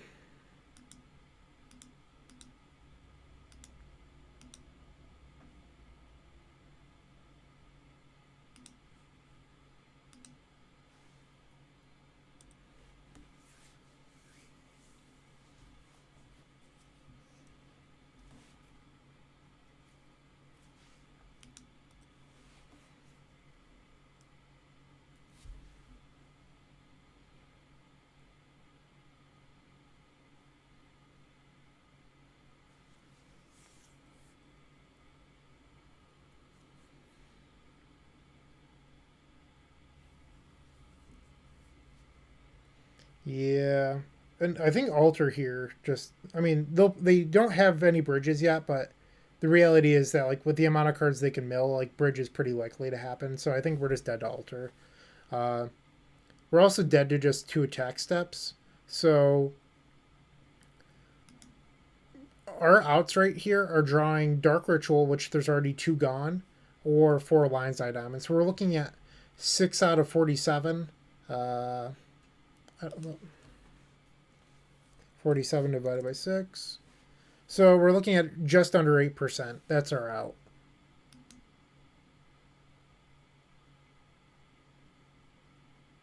Obviously, Lion's Eye Diamond is preferred.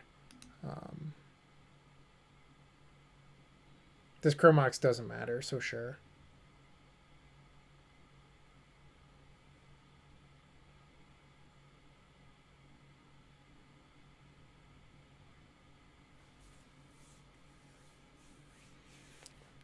We have 1 draw. No redraws, just 1.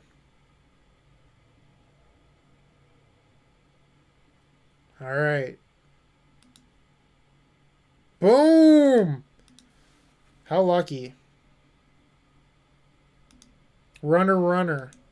We hit it. Now let's see if this echo will be better than our first. And it was. There's no justice, just luck. We completely outskilled our opponent this match and deserved this win. And if you don't know me, that's sarcasm. Everything we did was completely deserved.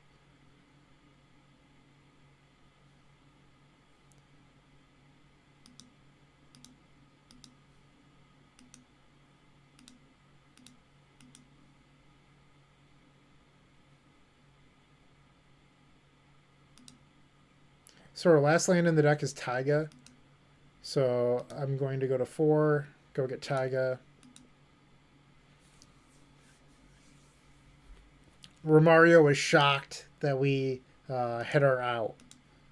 Romario, if you're interested in learning how to draw to your outs, I'll do a tutoring session for free just for you, though, to teach you how to draw like that.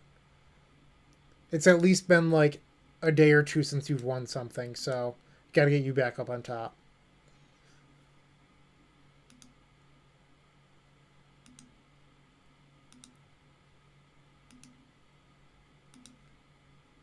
Everyone, Romario is very good at Magic.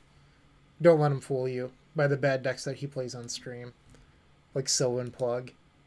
It's just an elaborate ruse that Romario's been playing on everyone.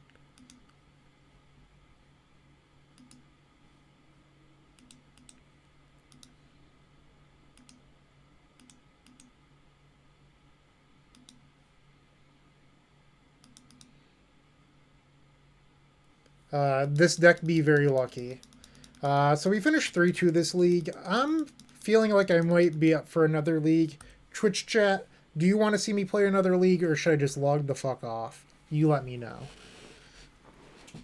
So we got the 3-2. Woot woot.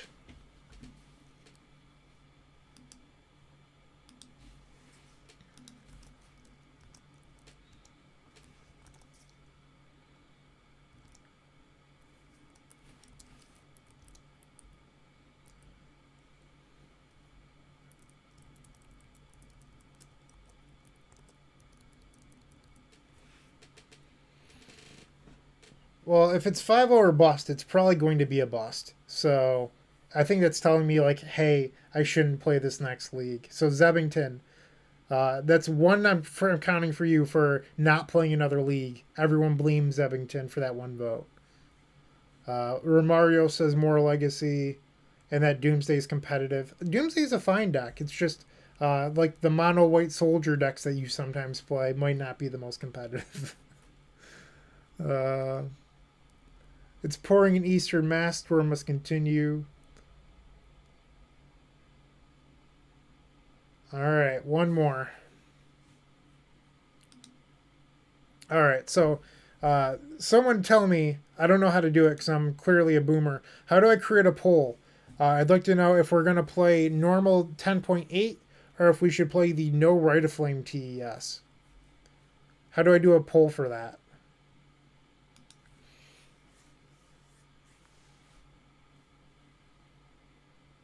Anyone? Bueller?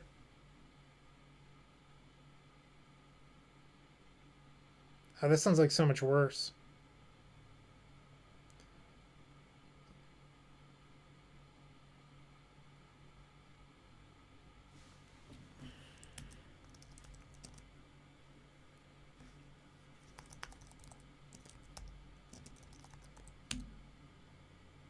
Mike, I don't think that did anything.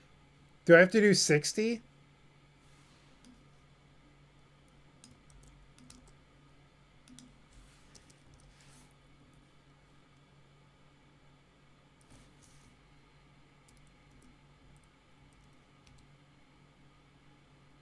I don't know what's going on.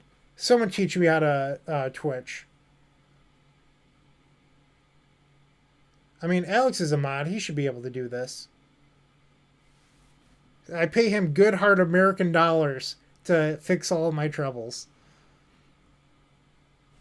I don't pay Alex anything. He just does it out of the kindness of his heart. I will never play through your Red of Flame Infernal Tutor. Thank you, Alex.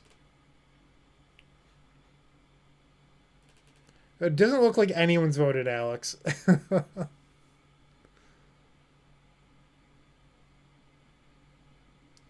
Alright, so there's definitely one person that wants 10.8. Oh, it's up top. Poll ended. So we had 6 votes. Alright, so it looks like 10.8 again. Let's do it.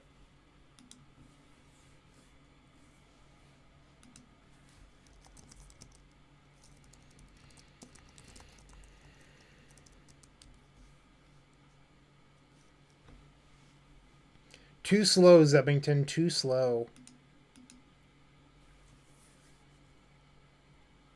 Yeah, some votes were counted. Conspiracy theories, that sort of thing.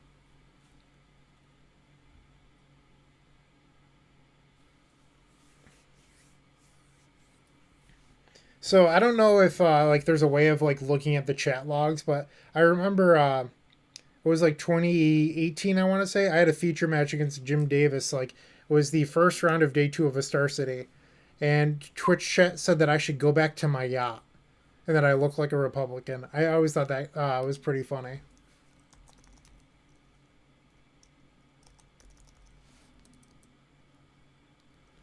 Uh, so we're on the draw. I don't know what this person plays. I'm gonna keep this.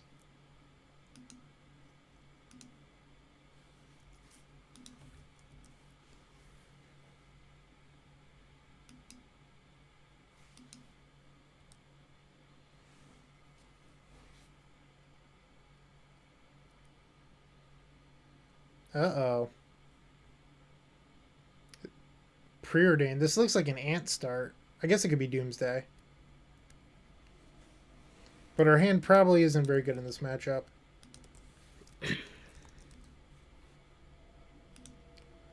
According to Goldfish, they play 4-color Delver. I mean, there's no 4th color here. This is just Rug. So it's probably not that.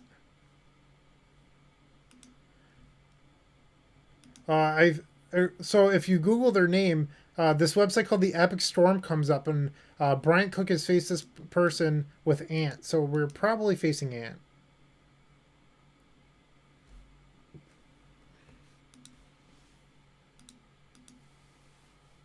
Oops All Rainbows.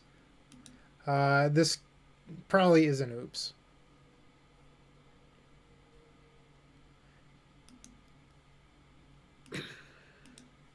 So if I had to guess, it's probably Ant or Doomsday.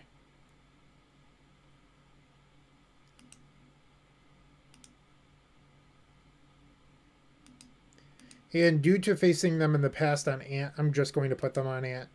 And I'm going to go get a Echo with this Burning Wish. And if they're on Doomsday and we die, so be it.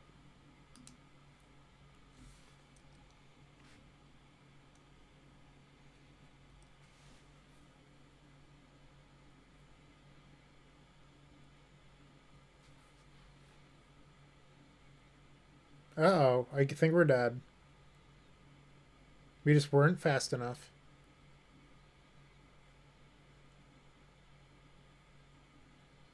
And it is in fact Ant. I mean, the Lion's Eye Diamond gave it away too, but...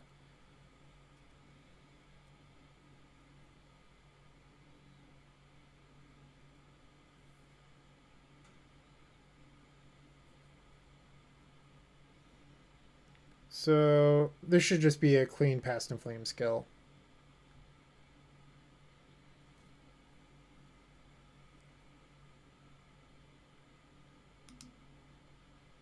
Alright, I'm not going to make him click through it.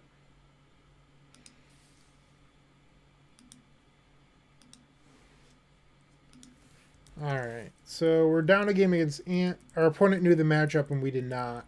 So they were at a pretty big advantage and they were on the play. So we're just going to try to get the post-board games. Board out these grids. Bring in a Chain and a Thoughtseize.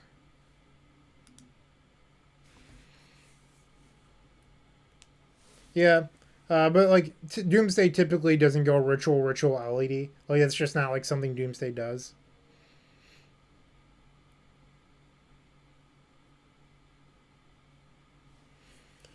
Like if you think about it, Doomsday is like somewhat of a budget deck because it only plays one LED, and LEDs are worth more than like I'm pretty sure they're more than Underground Seas at the moment. I could check that on TCG Player.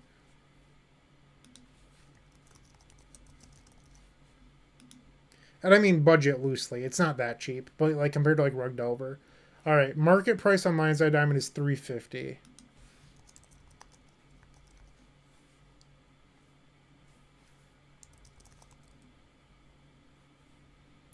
And on a revised Underground Sea, no, I'm not even close. Not even close. 560 for market on Sea. That seems high to me. Like who's selling Underground Seas at 560? So here we have a Veil of Summer, but this hand's like really slow. I'm going to ship this. Much better.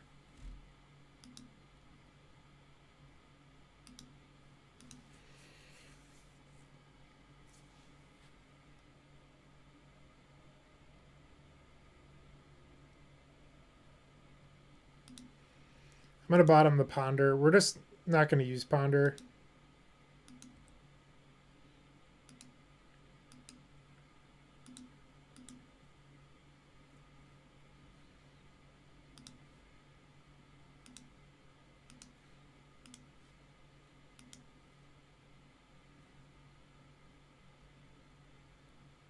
So here our mana base was a little bit awkward because I knew that I wanted the Thoughtseize on turn one.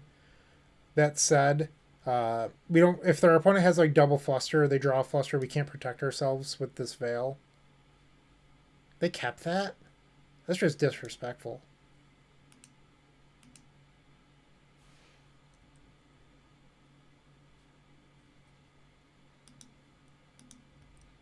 They keep a hand that turn twos us on the play game one, then keep that trash in game two. Come on.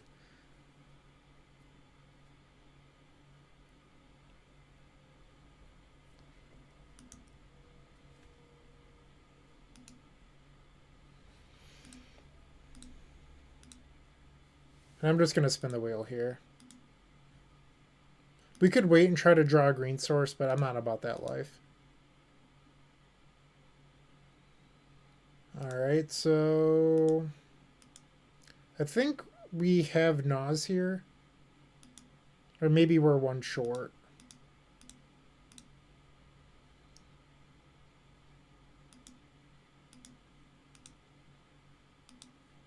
Yeah, we're one short.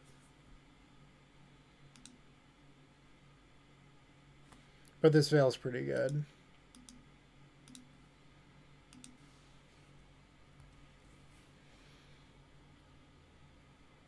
Clearly they wanted me to echo. That's why they kept that hand. They got their wish, though.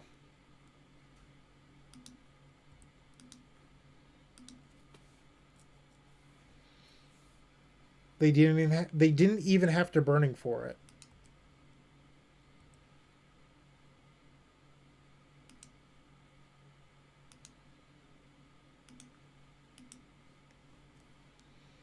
Just start off on Veil. Because if they fluster, we can still theoretically win this turn. And now we just have to play around Veil of Summer.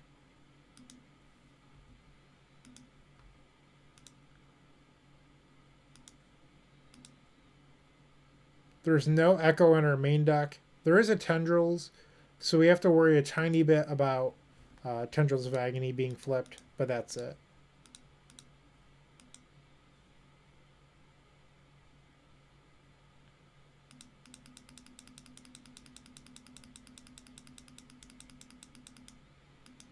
Not a very good Nas so far. And that'll do. So, I mean, that'll do us in Tendrils of Agony. We don't quite have Echo resources yet.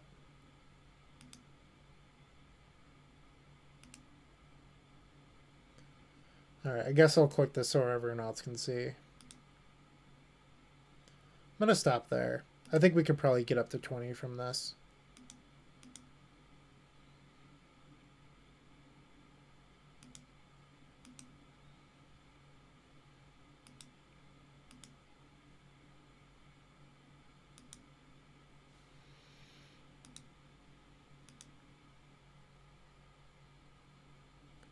Alex wants to Pia. Should we Pia for Alex? Draw 14 cards.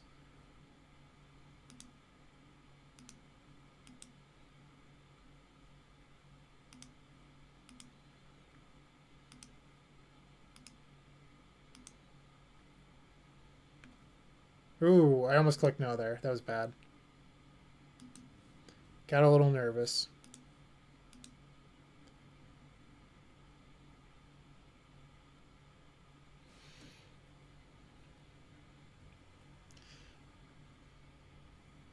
Yeah, that's how they say it in Mass. Pia. We do that in our smaller group chats a bunch. Just talk like massholes.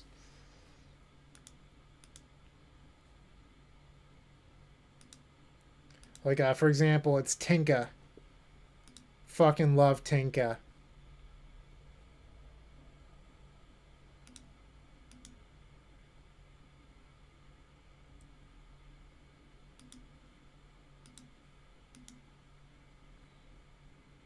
And we don't say it because we're making fun of people from Mass. It's just fun to do.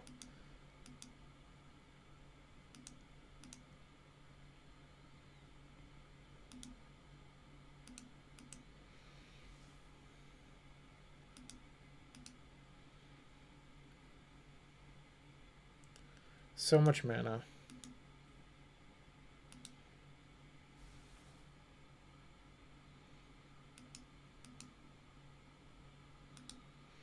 And there's the Burning Wish. What if they mind breaked us right now? How insane would that be?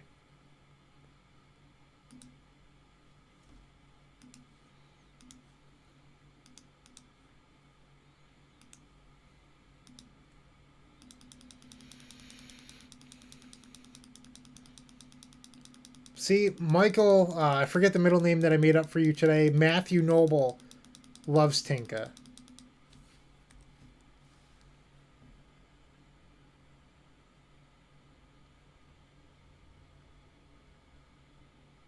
Luno, I thought you were from New York. How can you have a Boston accent and be in New York? Unless you're originally from there, I guess.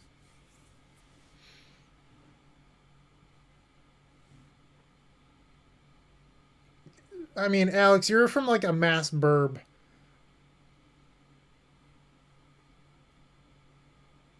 And Tony's from like New Hampshire. That's not Boston.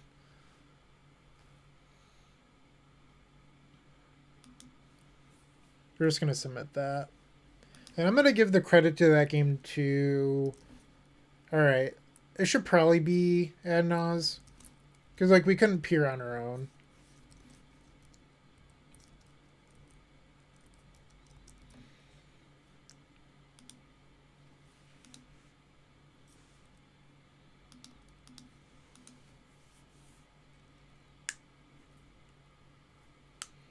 I mean, like, Providence, Rhode Island is like a suburb of Boston, right? It's like an hour and a half down the road.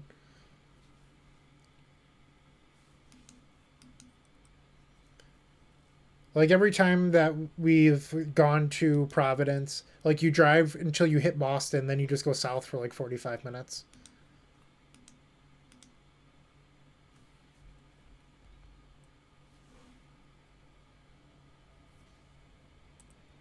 Providence is a gorgeous city. Like, Boston's fine, but I think Providence is really beautiful.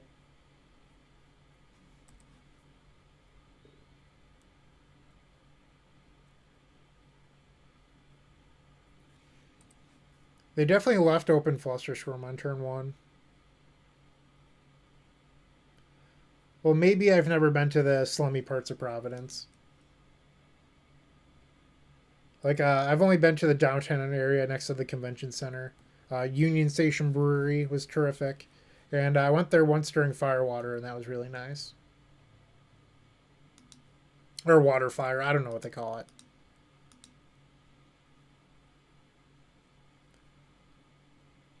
Thank you, Moto Brazil. I appreciate the kind words. Um, so I was going to play. Now I'm getting cold feet. I think I'm just gonna get Taigen Pass. I was going to play Claw, and then I thought, hey, my opponent represented Fluster on turn one, and if they discard spell me Fluster and try to kill me, or if they try to kill me with Fluster, I don't know. Maybe I'm playing afraid.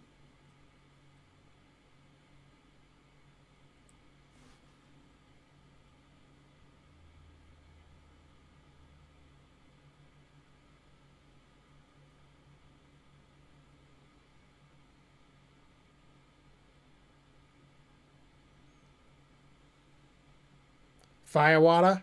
Is that what you're trying to say, Luminel?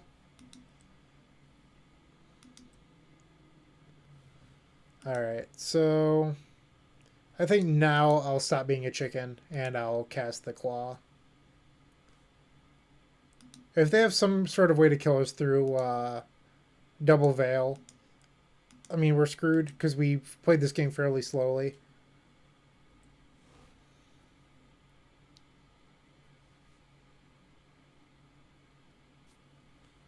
Well, Romario, let's face it, I'm a Giants fan as well. The Giants suck.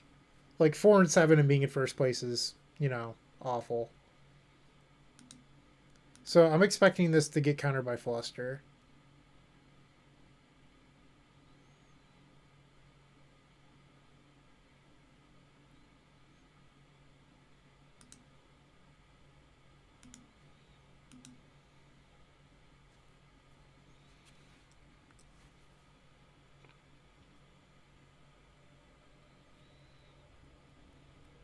Another cantrip. Not what we needed.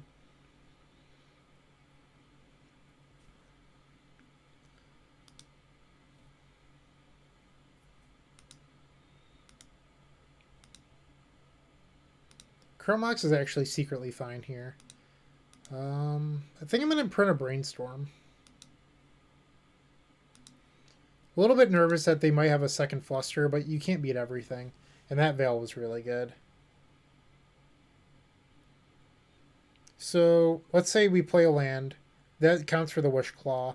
So we could jam right now and pay 0 respect to another Fluster. Or we could just wait a turn. What do you think, chat? Do we jam now and not respect a second Fluster? Or do we just hold up Veil for another turn?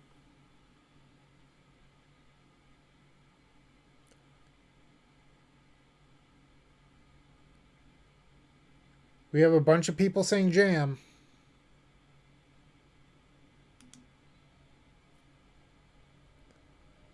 All right, we have a bunch of jammers here.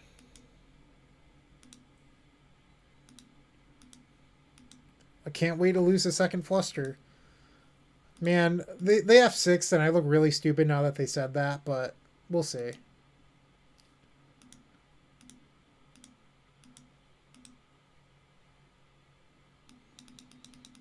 All right, and once again, we're going to try to win through Grape Shot so we don't lose the Veil.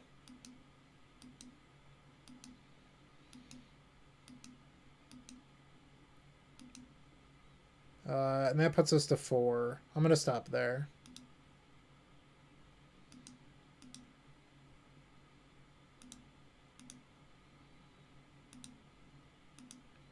So I know that it's not directly Boston, but people crap on Worcester and the convention center there.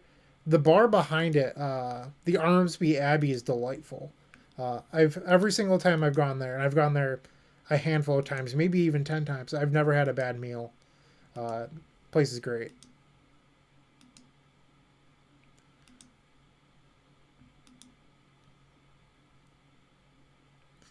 All right, we're at Storm 13.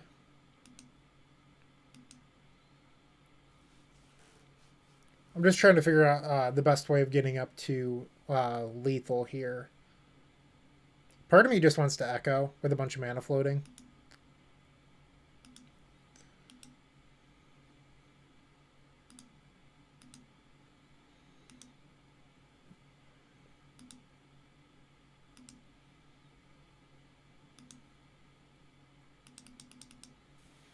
Because now we can just get Burning Wish off one of these and have enough. Like, you don't have to worry about Storm Count this way. You just have it.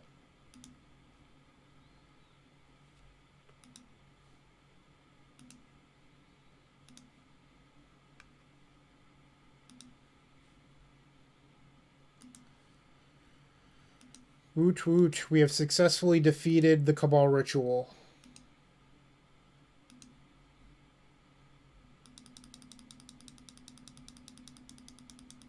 Worcester. Worcester, Mass. It's not nearly as cool as Belchertown, I'll say that. Belchertown is legendary.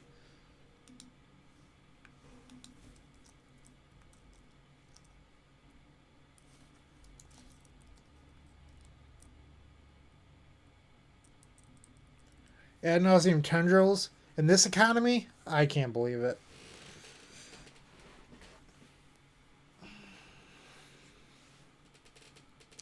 And once again, if you're appreciating this content, theepicstorm.com/shop. And here's a screen so you don't see me taking a drink.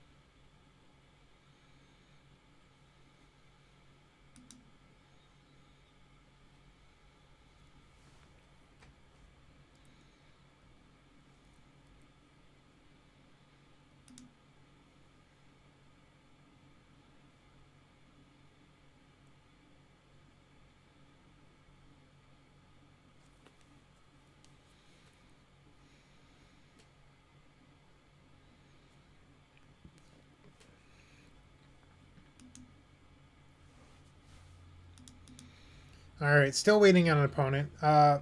So like, it's not that Ant dies to Veil, and I know that Alex mentioned this in the Storm Discord recently, and it's that like if Veil was banned tomorrow, Ant would not return as a great deck, and I know a lot of people don't like to hear that, but the problems with Ant go past Veil of Summer because like Veil of Summer isn't even that dense in the metagame, or else like Ant would just be fine because like there's like 3 decks that play Veil of Summer. But like one of the biggest things is that Force Negation was printed, and Ant always had this plan of double Past in Flames against blue decks, and that's like a pretty embarrassing plan when you're trying to go over the top of blue decks and you're not even successful at doing that. And when you aren't successful at going over the blue decks, you have to go under them, and it's really hard to go under the blue decks with, 6 or 7 Force of Wills. And TS sort of found that sweet spot in between. So TES lives in this space, and Ant doesn't quite for some reason. Like they're just a hair too slow. So like that, and like they haven't adopted some of the new cards like Wishclaw, Talisman, and Veil. There's still a bunch of lists out there without them, which seems a little silly to me. But like they're allowed to do whatever they want.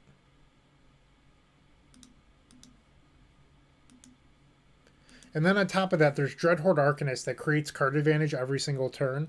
And when your plan is to outgrind the blue decks in double Past in Flames, then by the time you've successfully been able to do this, how many cards has Dreadhorde drawn? Like it's just like not what that deck should be doing anymore. But there aren't a lot of people trying to fix the holes in the deck either.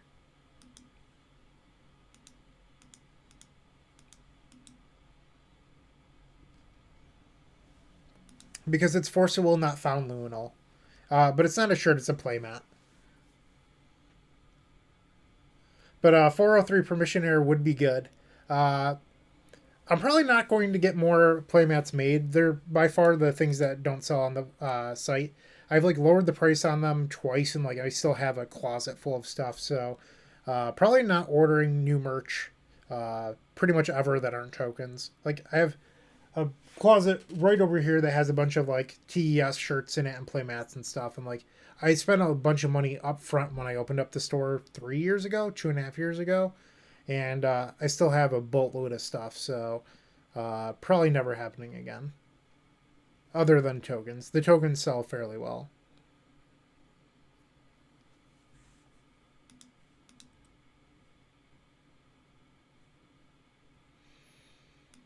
Hmm. Interesting spot.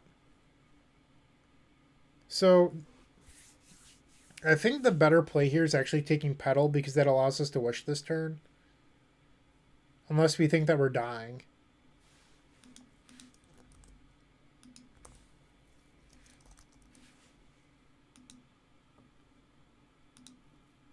Well, according to this, we're playing the mirror. Uh, all right, so if we're assuming that we're playing the mirror and that our opponent is a tricky, tricky person, how do we want to play this out? I think the play would just be to echo. And if the play's to echo, we take the pedal. Right? Like there isn't a way to add Nas here.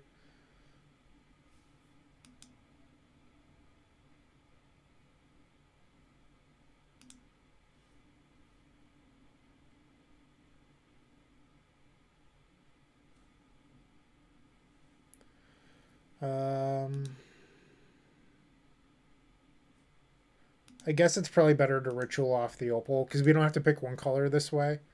Like we can keep C untapped, and we want to keep pedal in play.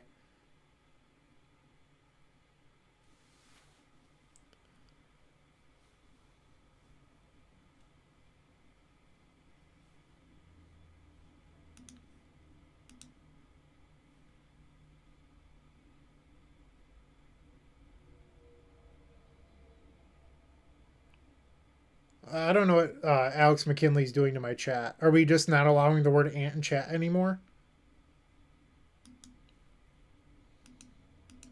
I mean, people are allowed to talk about ant in my chat. I don't mind.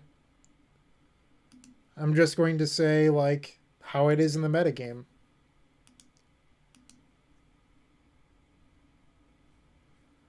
Alright, so this was okay. Um, we have a fetch land still, too, which is pretty nice. Yikes. Alright, so we're going to put those back. And now we're pretty much all in on this brainstorm.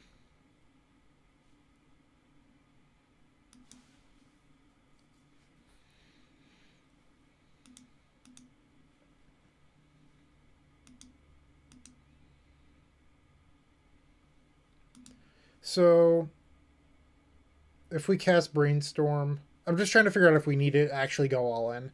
So we have one floating, 2, 3, 4, 5, 6. So even if I cast brainstorm here and found ad nauseum, we would still be able to hard cast it. So the only reason to go all in would be um, that if we found Echo and then we wanted to hard cast it. But Echo is exiled anyway, so that's not even like a line that we have. So I think I'm just going to tap the C so that way we can keep double veil open if we need to. Hey! How lucky.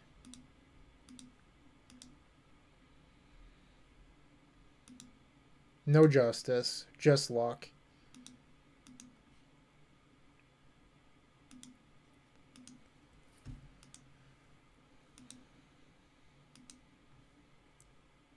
Woo woo. And so that was a turn 2 Echo.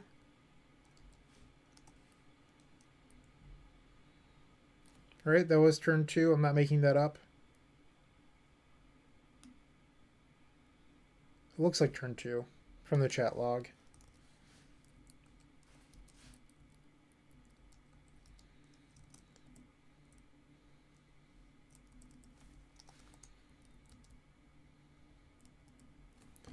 All right, for the mirror, it's pretty much the same as Ant. We're just boarding out the grids. Um, I guess we could board in the Thoughtseize. That'll do.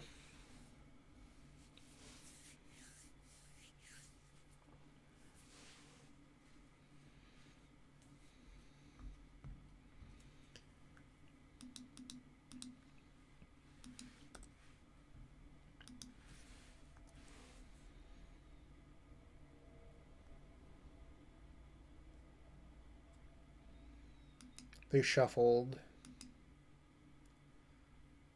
And it is the mirror. Jigs up. Goodbye, Lionside Diamond. It's been real.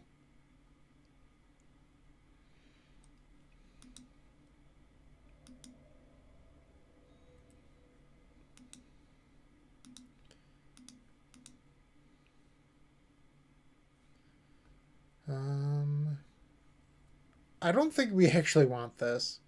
Our opponent played their one available target. Uh, and we'd have to find LED off Echo. Maybe this is fine.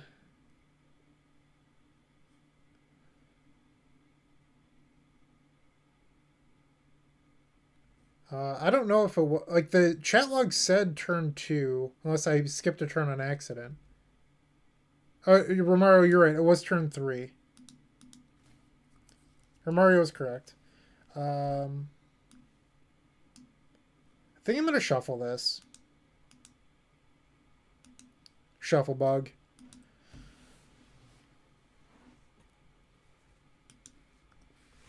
I didn't see your message until after I decided to shuffle, Alex.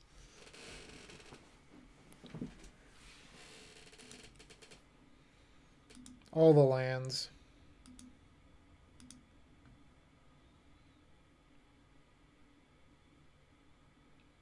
So it's worth noting that we cannot hold this veil open.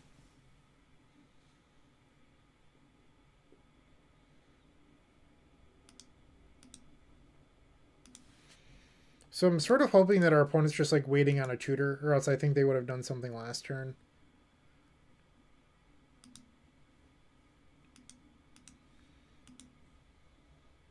And I'm casting this now because, I mean, this isn't it. But if I had the ability to hold open veil, I would have wanted that.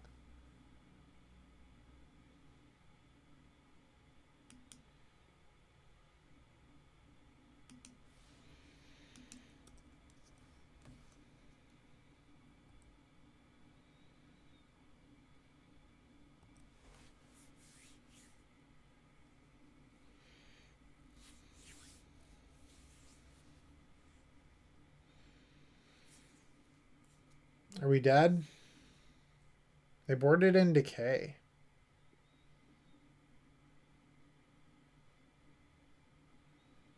Alright, so they're hellbent. They're going to spin the wheel on Echo. They do have a land drop.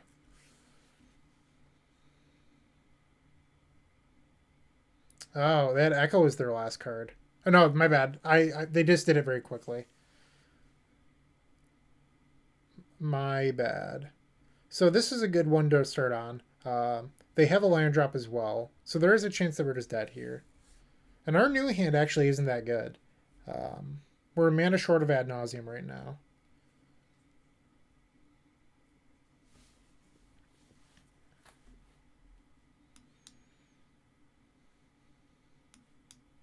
So we're a mana short of Ad Naus, but in theory, we could Echo. Not that I want to Echo, but it's just like something to keep in the back of our head.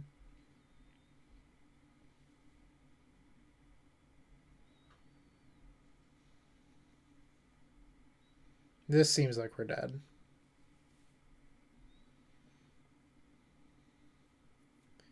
And we are in fact dead. All right, game 3. And we get to be on the play.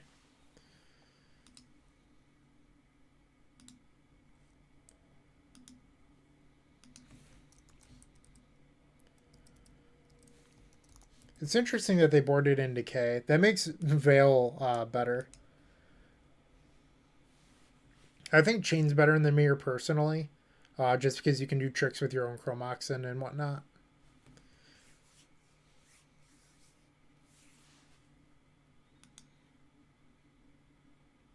Well, I'm not going to ship this.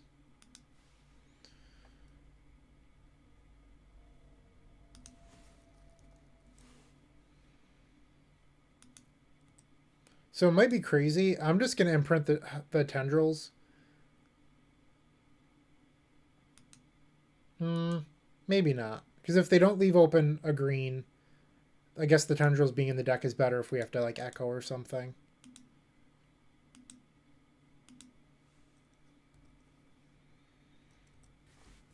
Like if we don't draw a mana source and we have to echo on turn 2, it's better to have tendrils in the deck probably.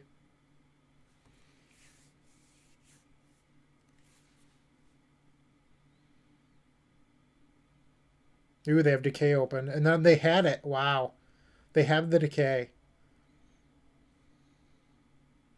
Punished.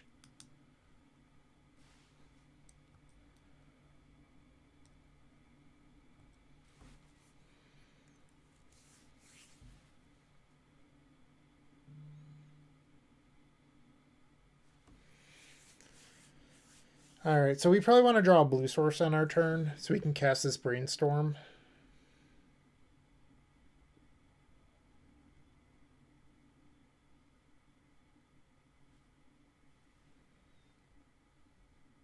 Rite of Flame. What is this? Claw?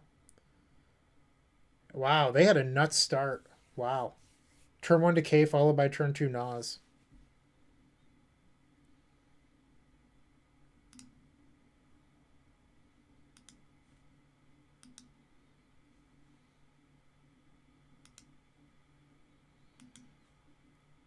So they boarded in both.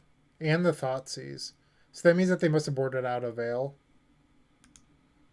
Alright, we lost the mirror. Womp womp.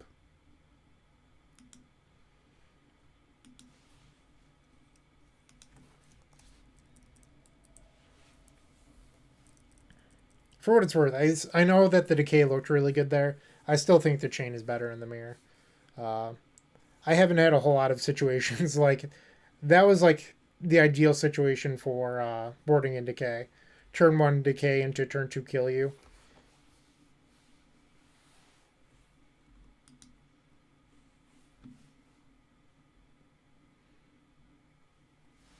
Casey, I haven't faced Casey in some time.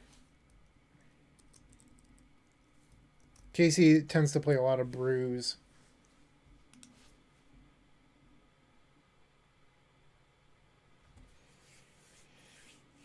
Jingantha. So this usually means like mud decks or like I guess Casey will play whatever, but it could just be like a weird like no double cost cards, like a Green Sun Zenith style deck. I'm gonna keep this. I don't know what to think.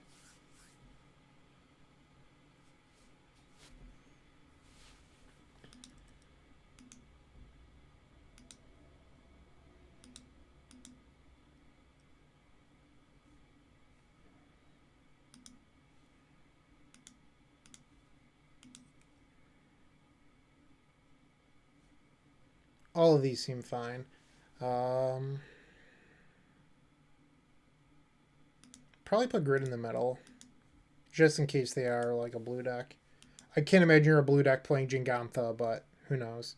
Like, if my plan is to cast Wishclaw on turn 2 no matter what, so putting Grid in the middle doesn't really matter.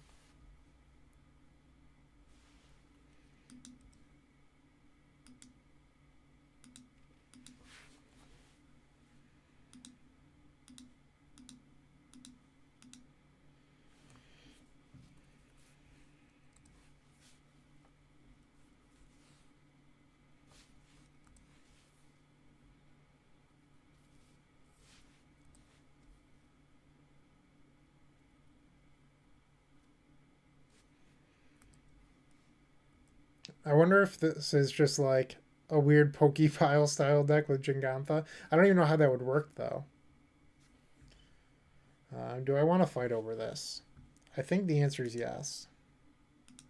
They can't play forces with Jingantha, so I don't have to worry about that.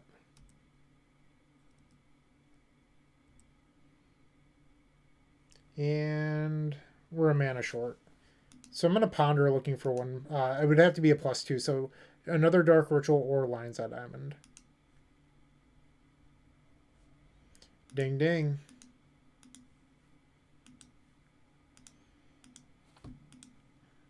I said it in my challenge from Sunday, which is yesterday, I guess. When the companions aren't lures, they have a real cost. Like, my opponent in one of the rounds revealed Kahira, and I just immediately knew that it was Shark still, and kept a... Oh, crap. I didn't sack my diamond. Too busy talking. That was just foolish. So I guess I'm going to play out this grid now. Whoops. But, like, they played a Kahira, so I kept a hand that was just, like, double veil garbage. And that hand ended up winning. I'm going to float a blue. That was a nice misclick from me there. This new hand's pretty good. Okay, so this is actually really good. We're going to put Ad Nauseam on top and then Brainstorm. And just play out our diamonds. Next turn we can play Grid, Brainstorm into Ad Nauseam with all of these LEDs. A main deck collector oof would wreck us here, though. Just throwing that out there.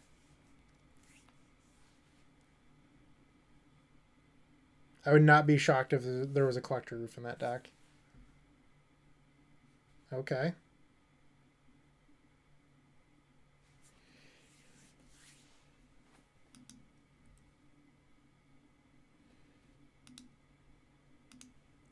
Hold control. We're going to do it correctly this time.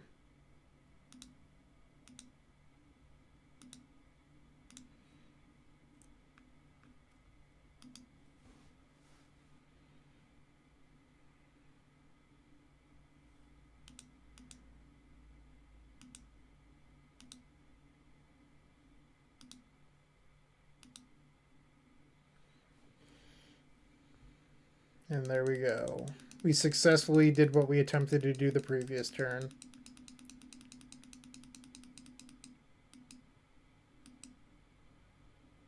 Why wouldn't you play Grid? It's just free protection. Like, we don't know what Casey's actually playing. Like, you don't know if there's like a main deck Fluster or like a Spell Pierce that could trip you up somehow.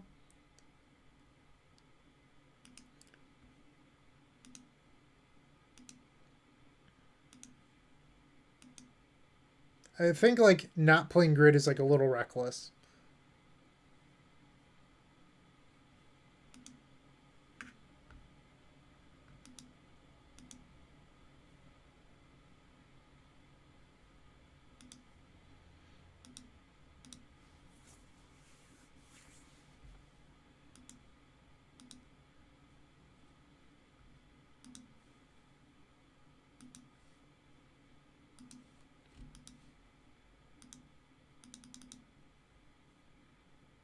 Alright, so we got game one.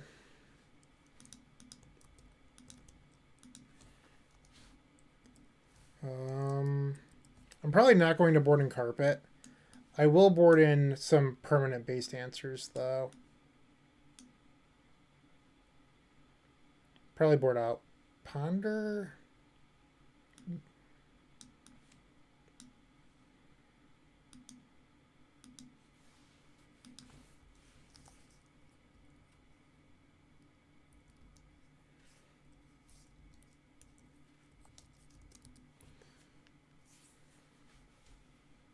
Yeah, you can't mind mirror trap with Kahira or Force. So like, I did think about it before I made the play, and I decided that there was a reasonable chance that there was things like Spell Pierce in the deck or like Fluster, because like you have to think what is the blue for? It's realistically probably for Uro and Oko, and if you're going to be that far into blue, like what sort of spells that you could play that could protect you would you play? And it would be yeah like Drown and Lock. That's a good example, Alex. So. Like I'd just rather not lose to silly stuff. So that's why I played the Grid. Jingantha is revealed again.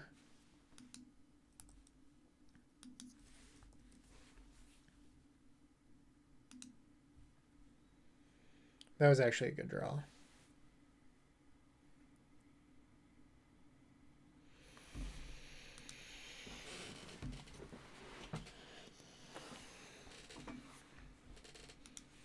think I'm going to imprint Brainstorm here.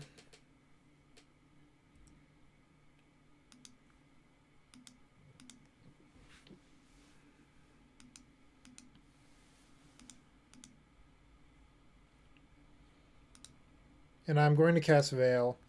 You could be a little more ballsy and not cast it, but I would rather just make sure that I'm protected.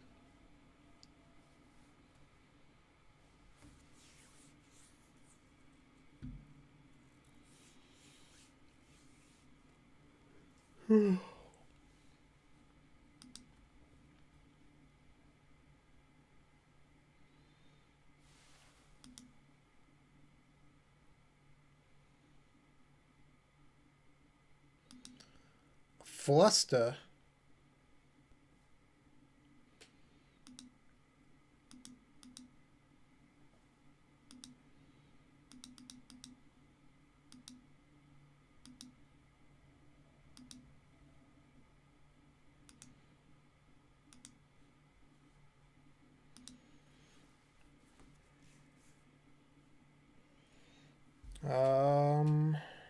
Chain doesn't do it here because we would need one more artifact. And we're 1 mana short of an empty. So I'm going to Brainstorm here. Let's see what we can get.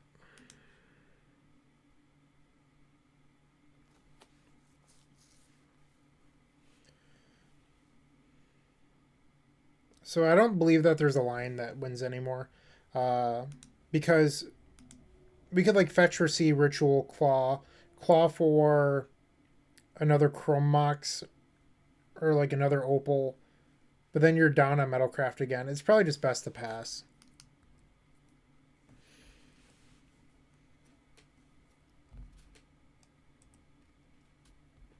And I plan on fetching, which is why I didn't hide anything on top.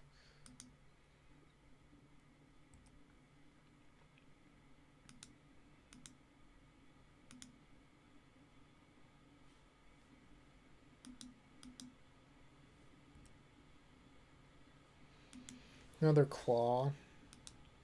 So I'm going to just take a turn off here and play double Claw.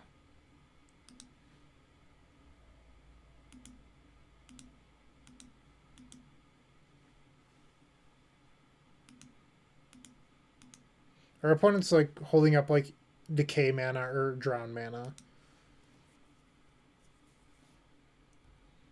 And if they tap out here for like Collector Oof or a Leovold, we're in great shape.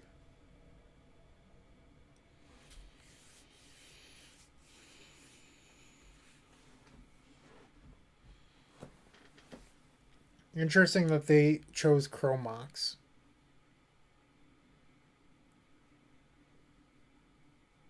I guess they decided that mana is going to be the break point.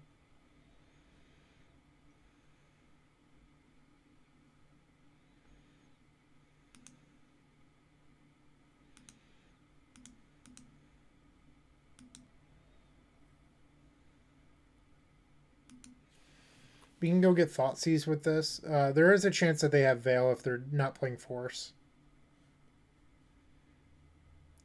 Good deal. I'll take it.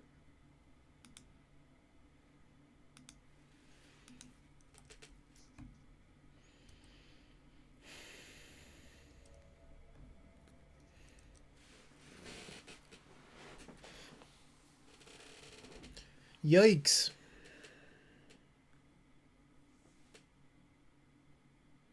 Well, that was really good. So we still have 2 blue sources in the deck that we can bounce this with. Damn. How lucky.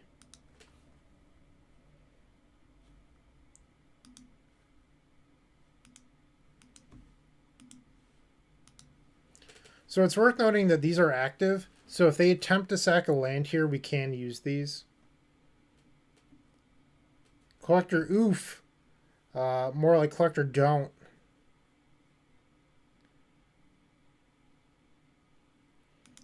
So I think here it's better to write. I wonder if we can get to Pier.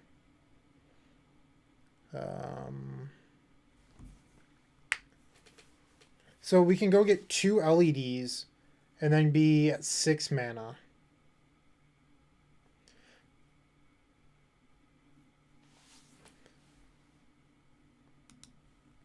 I don't, or we can Naz right now.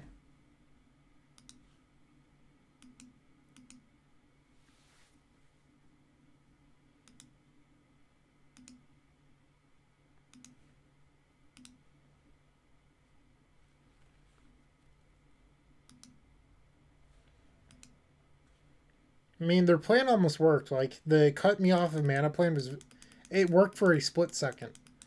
So maybe that was a good line of blowing up the Chromox instead of the Talisman.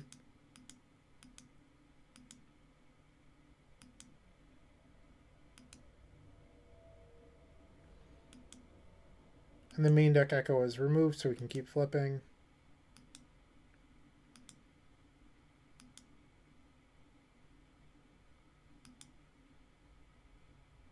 I'm just going to stop there. I have more than enough.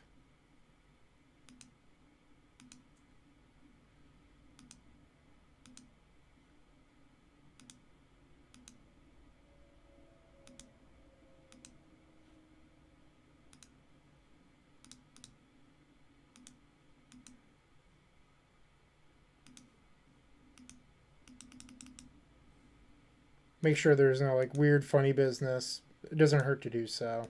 I realize that with them playing Gigantha, it's probably pretty unlikely, but just in case.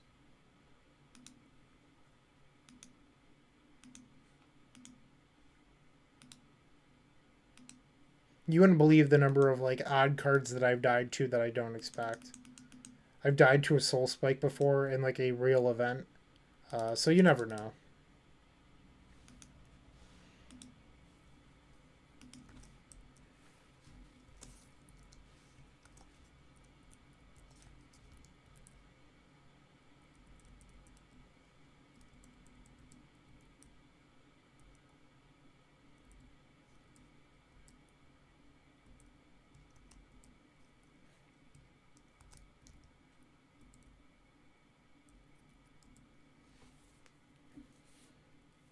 Yeah, I've seen people die to Pulsa Marasa before. Hey, Casey.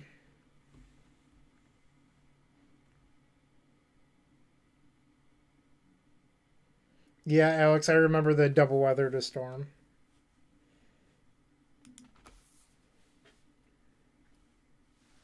Tessacular, however you say that, they're an Elves player. I faced them in a challenge and they just like destroyed me. Wasn't even close. Like they just opened up on like it was a turn 2 when they were on the play. The sand is just too slow. We're gonna ship this. This is better.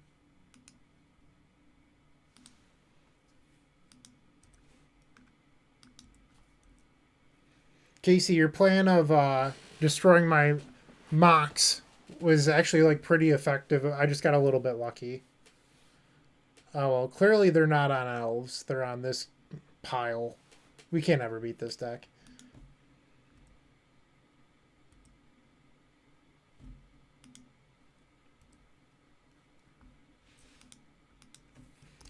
I hate Urzako so much.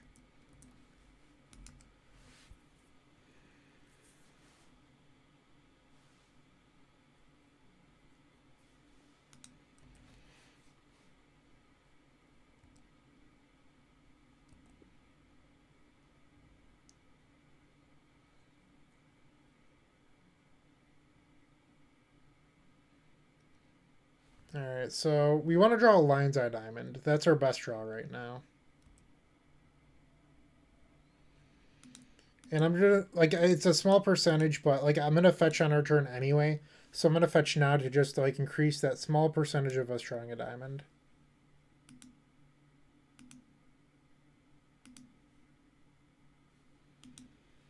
It was close, but I'm not gonna echo. I just don't think the echo is a winning line. I am going to, however, get Badlands. And I probably should have gotten Volk with this first one. That was a mistake on my part to open up a potential future Pulverize.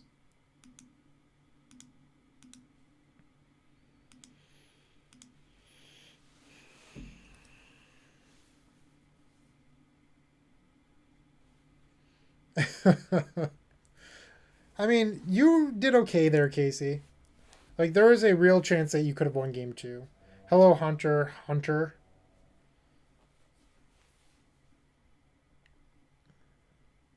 Another Emery is a decent start for us here.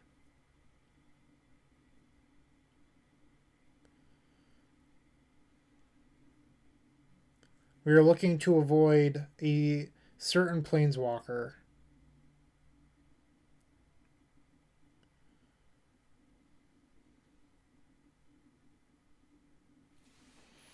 Is it happening?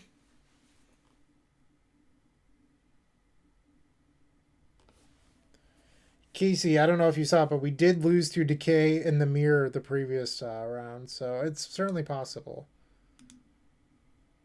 And we're going to upkeep ad nauseum because this means that there's no possible chance of us drawing the card we want to tutor for.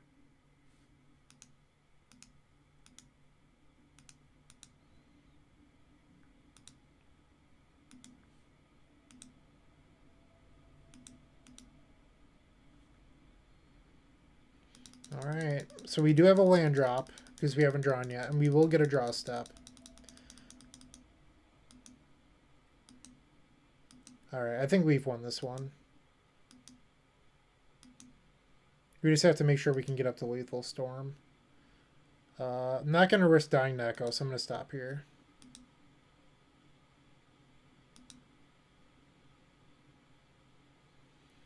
Okay, so let's count Storm. So Storm 2, 3, 4, 5, 6, 7, 8 would be Tendrils. That is not lethal.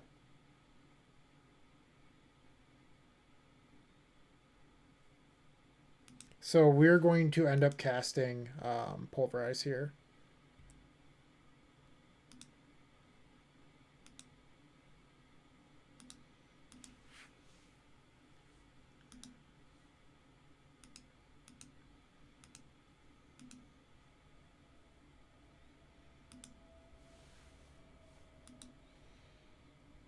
Rip Chromox.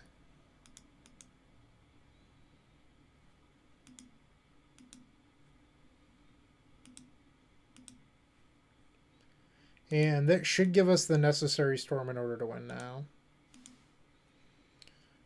Burning Wish is Storm 9, Tendrils is Storm 10. Got really lucky in one game one.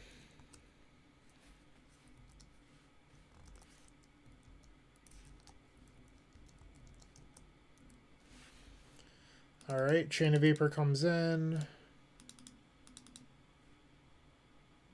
Ponder goes out.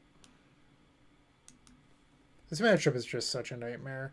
Like, Force of Will, Chalice, and Karn. Like, we're not supposed to win this.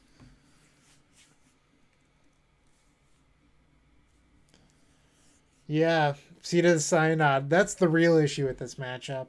You know, like, your opponent just plays a turn one seat and you just sit there, right? You just sit there and you think about what decisions you made in your life to get to this point.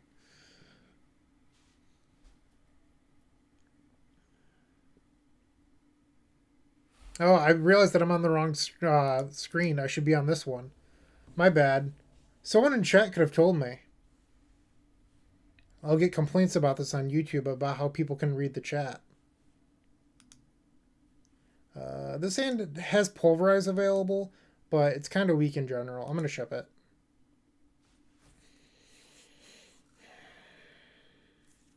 I don't think this is good either. This is the best out of them, so we're definitely keeping this. Vault can go on the bottom. I'm going to put Veil.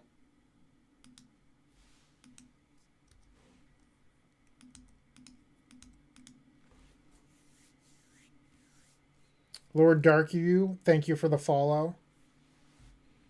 I do appreciate it.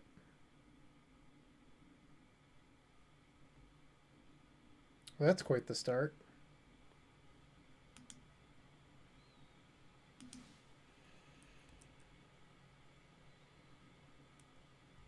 Our initial 7 that all it did was pulverize would have been okay against this. And that Seat is the Synod, as the Mountain Called Monkey also pointed out. Damn you, Chalice Zero. Chalice Zero is like kind of risky to do in this matchup because our opponent plays more zeros than we do.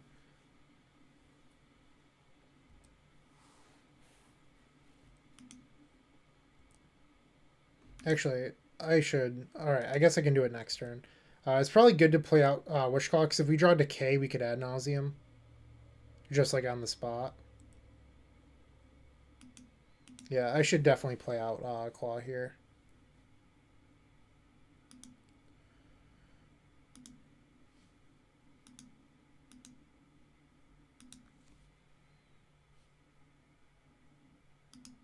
It just doesn't matter what lands I get either. Like we're not going to be casting 1-mana cards, so like there's no point in getting blue sources. And they're F6, so if I draw Decay, I think we're in business.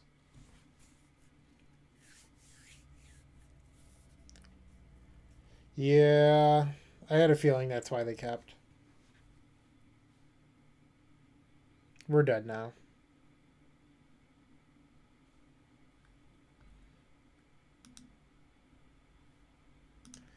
All right, game 3.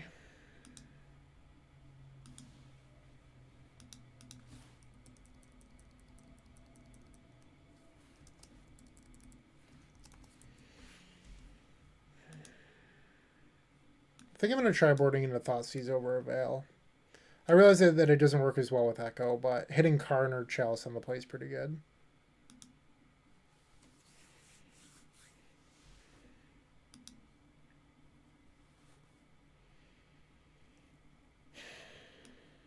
All right. Time to pray. Something, gambling. We have the higher percentage right now, something like that. Right, the 40% rule.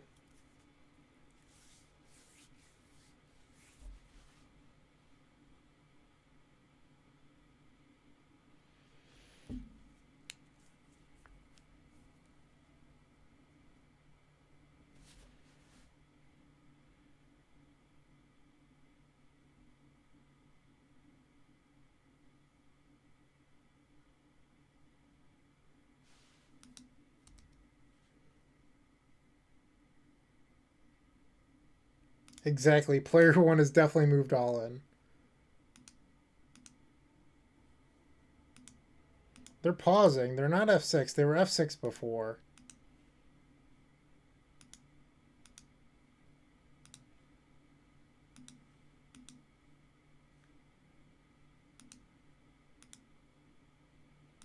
Alright, does our Ad Nauseam resolve?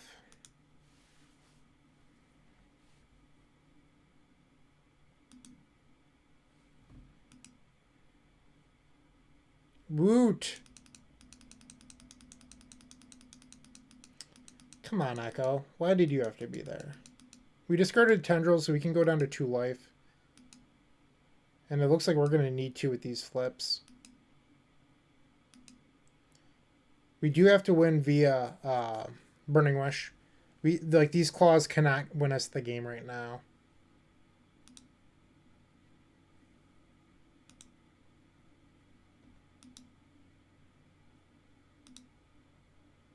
Alright, so we're at 2. It's actually like pretty awful. We have a land drop plus 2 Chrome Moxes currently. I think we should stop because we can brainstorm fetch still.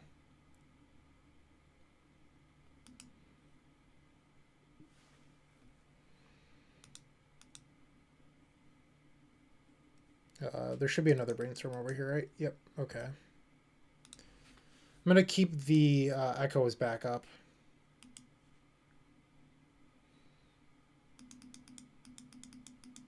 Alright, so that made a mana with Rite of Flame, but we don't have Burning Wish yet. We need Burning Wish. We did not have enough to do that, Alex.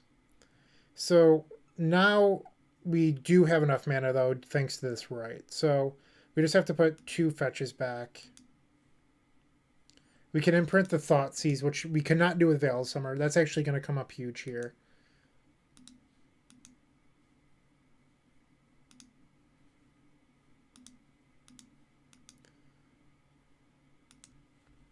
And this last Rite of Flame, I think, is the difference maker.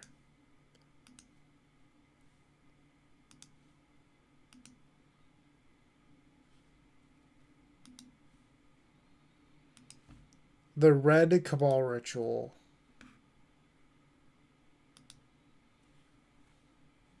Woo woo, we beat Urza Echo. How about that?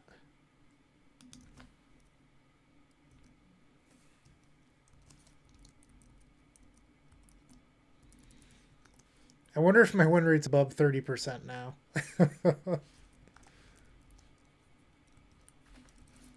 Why don't we check that real quick? Metagame data. Stompy variants. Urza. 34.15%. Not to brag, you know. Really good win rate.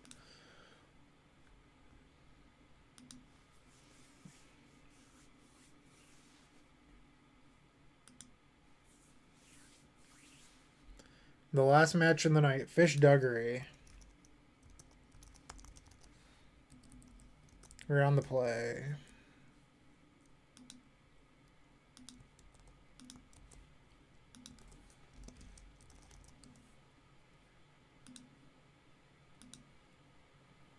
Looks like they play a bunch of different stuff. Yorion. They asked me to unban them on Twitter. Probably not. You say mean stuff to me on Twitter, I block you. That's just how it goes.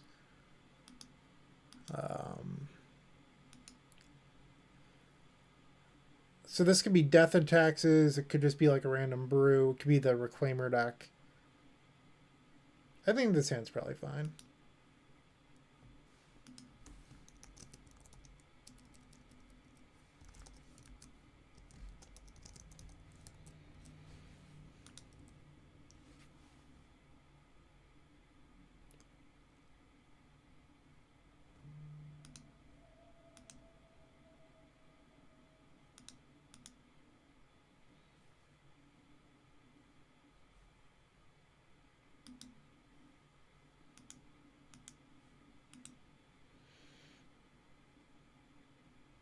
All right, this was actually pretty great. Assuming that it's Death and Taxes, we need the first two before we need the third right, or the second right. So let's do this.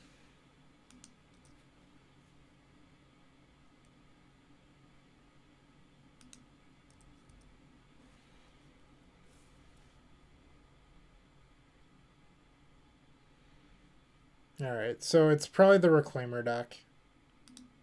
Thalia, that's scary. Please don't turn one Thalia me.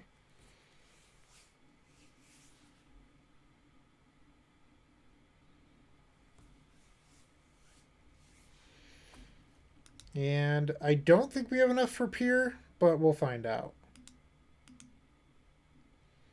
Why bother counting first? Like, I'm going to cast all these cards anyway. I'll find out once we put them on the stack. So 3, 4, 5, 6, 9. We have exactly Pier.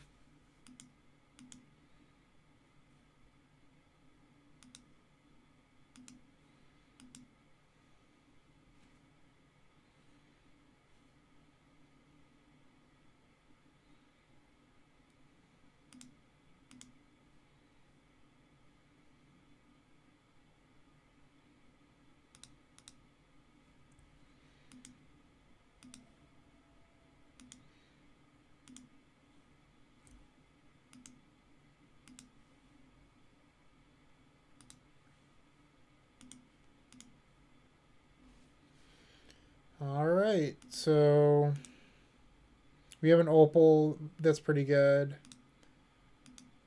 I don't see the Tendrils in here. Oh, we also have a land drop. I didn't even think of that.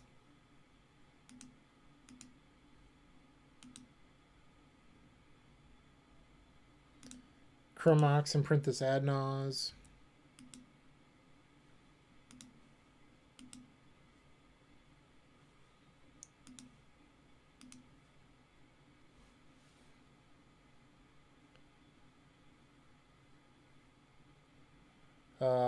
I haven't read that comment fully yet. So I'll read it. I don't want to ignore you.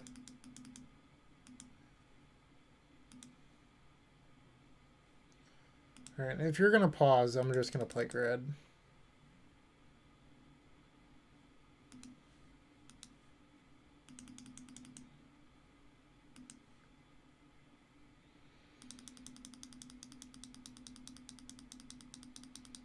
No, there's no reason to play out pedal. Because like if they play a turn one Thalia, we're not winning the game anyway. So it doesn't really matter.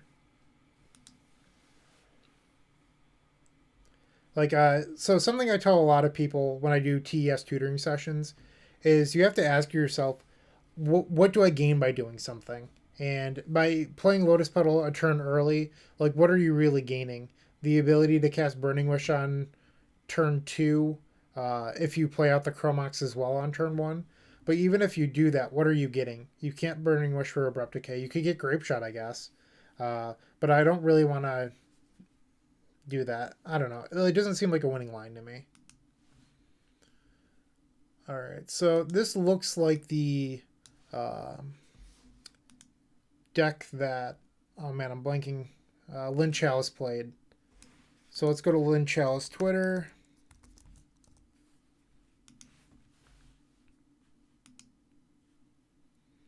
No Mind Break. You'll love to see it. That said, Veil does nothing against them. So I'm going to board in Mind Break just to make, or board it, leaving Grid just to make like Pyroblast and Force of Vigor slightly worse.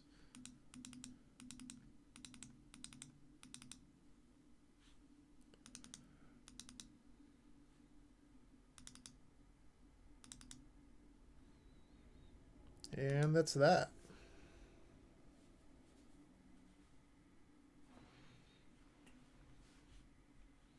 I believe that this is the last match of the night. It is.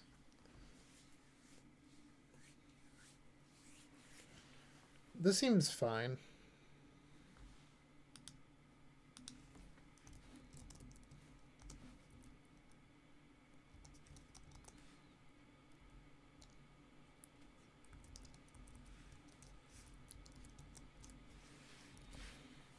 Keep.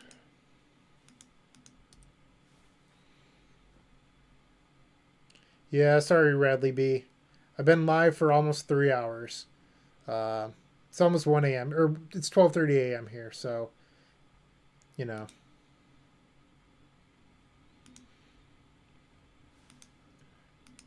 And for Alex McKinley, I am not going to cast Defense Grid first because I know Alex hates whenever we cast Defense Grid first, and I don't want to upset Alex.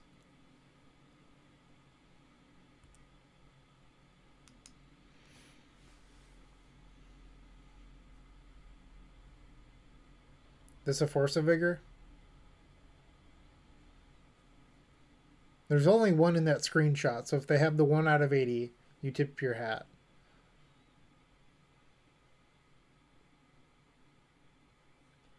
They did. All right, we're going to float mana.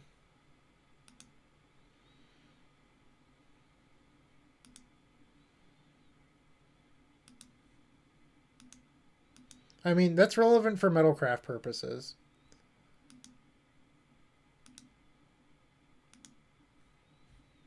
All right, and now we echo.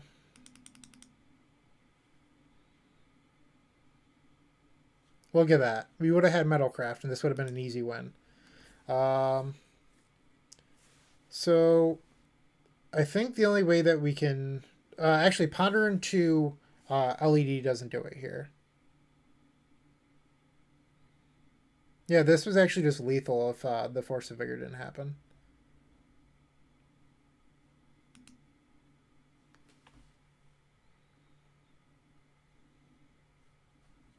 I like this. That said, we don't need 2 lands in a row because we won't be able to play them.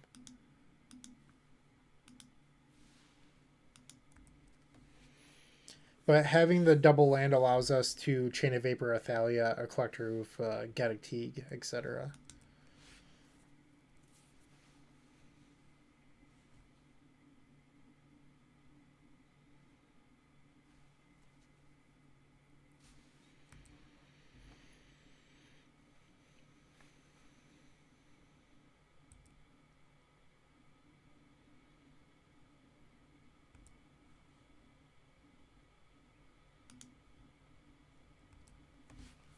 Just going to pass the turn.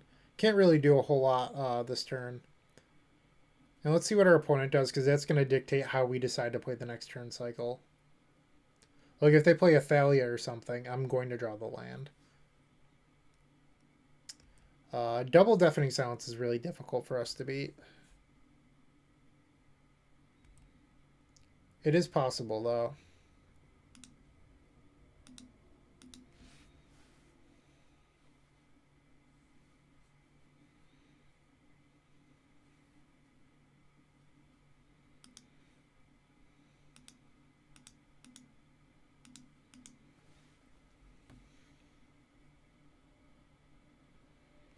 Yeah, I mean, that happens sometimes. I think a better direction, rather than to be upset that they drew their 1 in 80 or then 2 in 80, is to, instead of like being like, oh wow, they're so lucky, is to think like, well, okay, how do I win this game now? And what's the best path forward? Like, being upset that your opponent drew well doesn't help you at all. So it's just better to be a little bit more constructive and try to piece together the puzzle.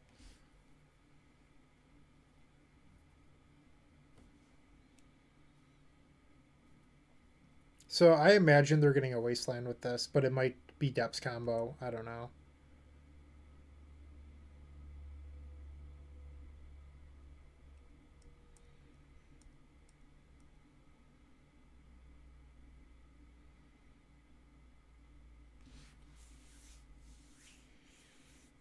Yeah, they got a Wasteland.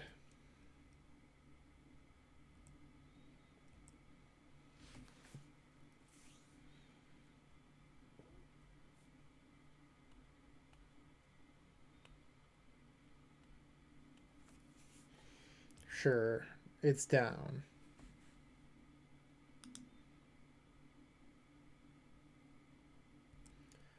So the only way we can win this is if I think they mess up.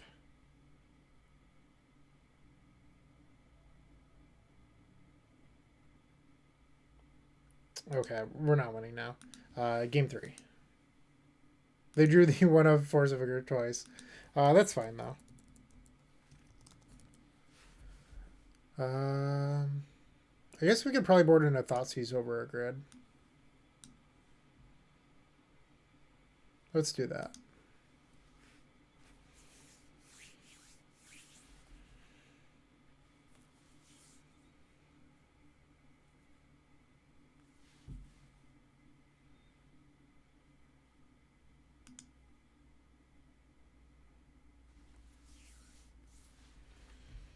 Well, we have the Thoughtseize, but this hand is pretty bad. We're not keeping that. So, what does this hand do? Well, it can turn one empty if we find a Lion's Eye Diamond off this ponder. I think I like that.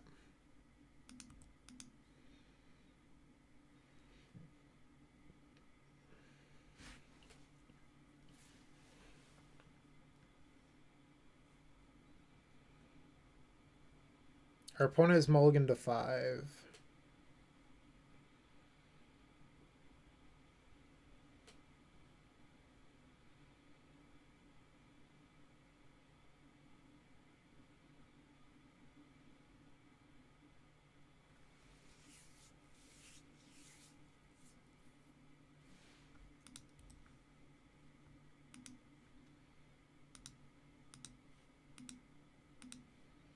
Come on, Diamond. So this is risky because if we keep this and our opponent plays Deafening Silence, we probably lose. Even if they go turn 1 Reclaimer, I don't know if this is good enough. I think we're supposed to ship this. Alright. Unfortunate, but it is what it is.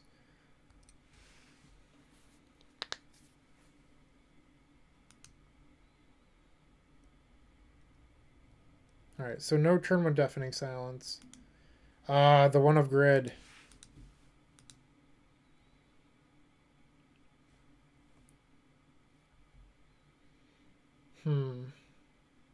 They probably have a turn 2 Thalia, but I don't think I'm supposed to...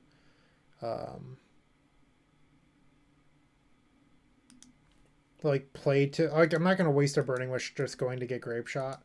I'm gonna get Pier here, I think. So Pier would be 4 or 5 mana, so like another artifact gets us closer to Pier.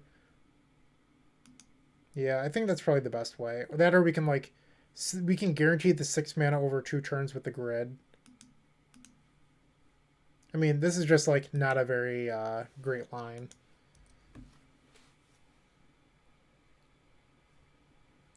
We test Reverent Silence like once a year, and the problem is it's just like not really a card that comes up very often. And instead of playing cards like Reverent Silence that you don't get to use very often, you're just better off running cards that like, you know, you get more usage out of them. Therefore, like they add up to your win percentage more. And they had the Thalia. So now we have to like draw Abrupt Decay or Chain. And I'm not going to play Defense Grid because how we beat this is by playing or destroying it or bouncing it on the end step and then untapping. And if we play Grid, then we're locked into doing everything in one turn. But I guess if it's Chain of Vapor, they could Pyroblast it because they do have 3 Pyros on the board.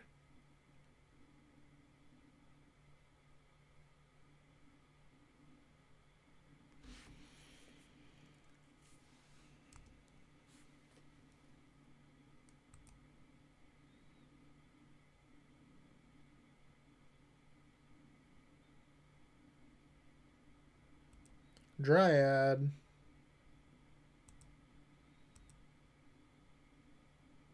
Jeez.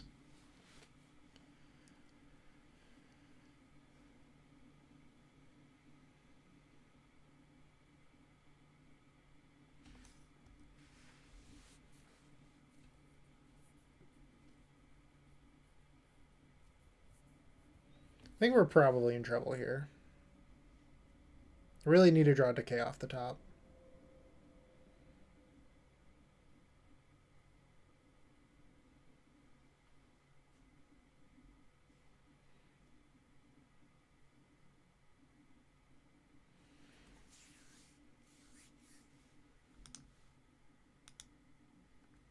Should probably not F6 in case they like try to be sneaky and Wasteland or Fetch or something. Yeah, Alex, I said it was the Lynn Chalice deck. I even brought up Lynn's Twitter.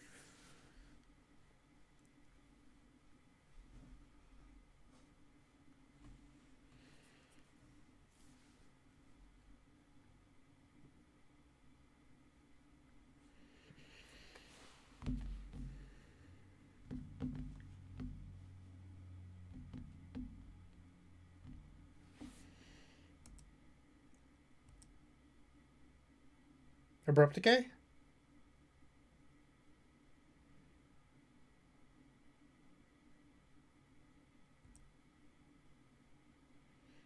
So a crop rotation for Wasteland? Okay.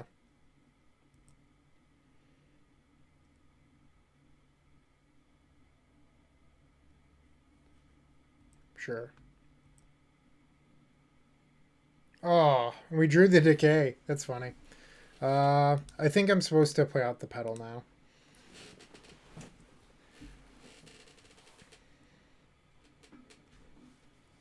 So the issue with this is that we... Oh, sorry, I'm going to sneeze. Excuse me. That was disgusting. So the issue with doing this is that we need this Lotus Pedal for Metalcraft because we're still pretty far away from Pier.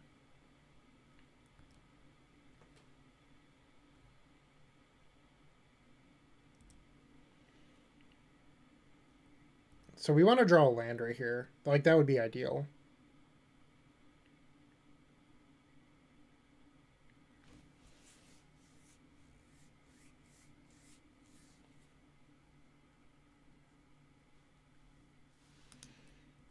Alright. Another crop rotation for Wasteland.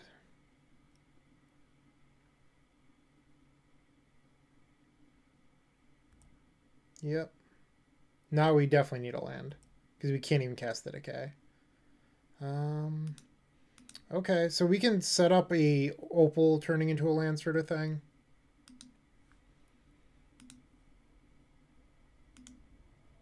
Actually, we're just dead. If we pass to them next turn, I'm gonna have to decay. Like, I might need to, like, ritual decay. Or that doesn't even do it. We might just be dead.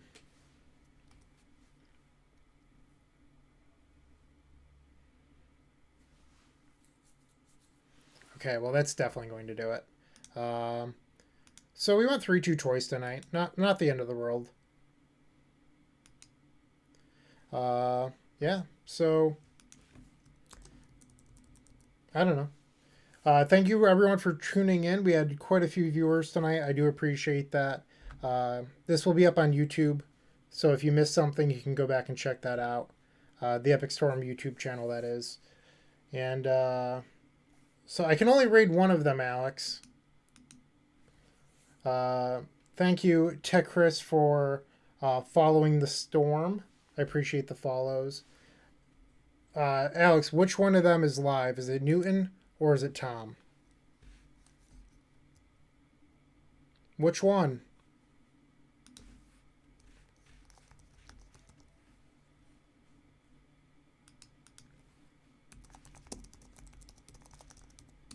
Alright, so I am now rating Hello Newton.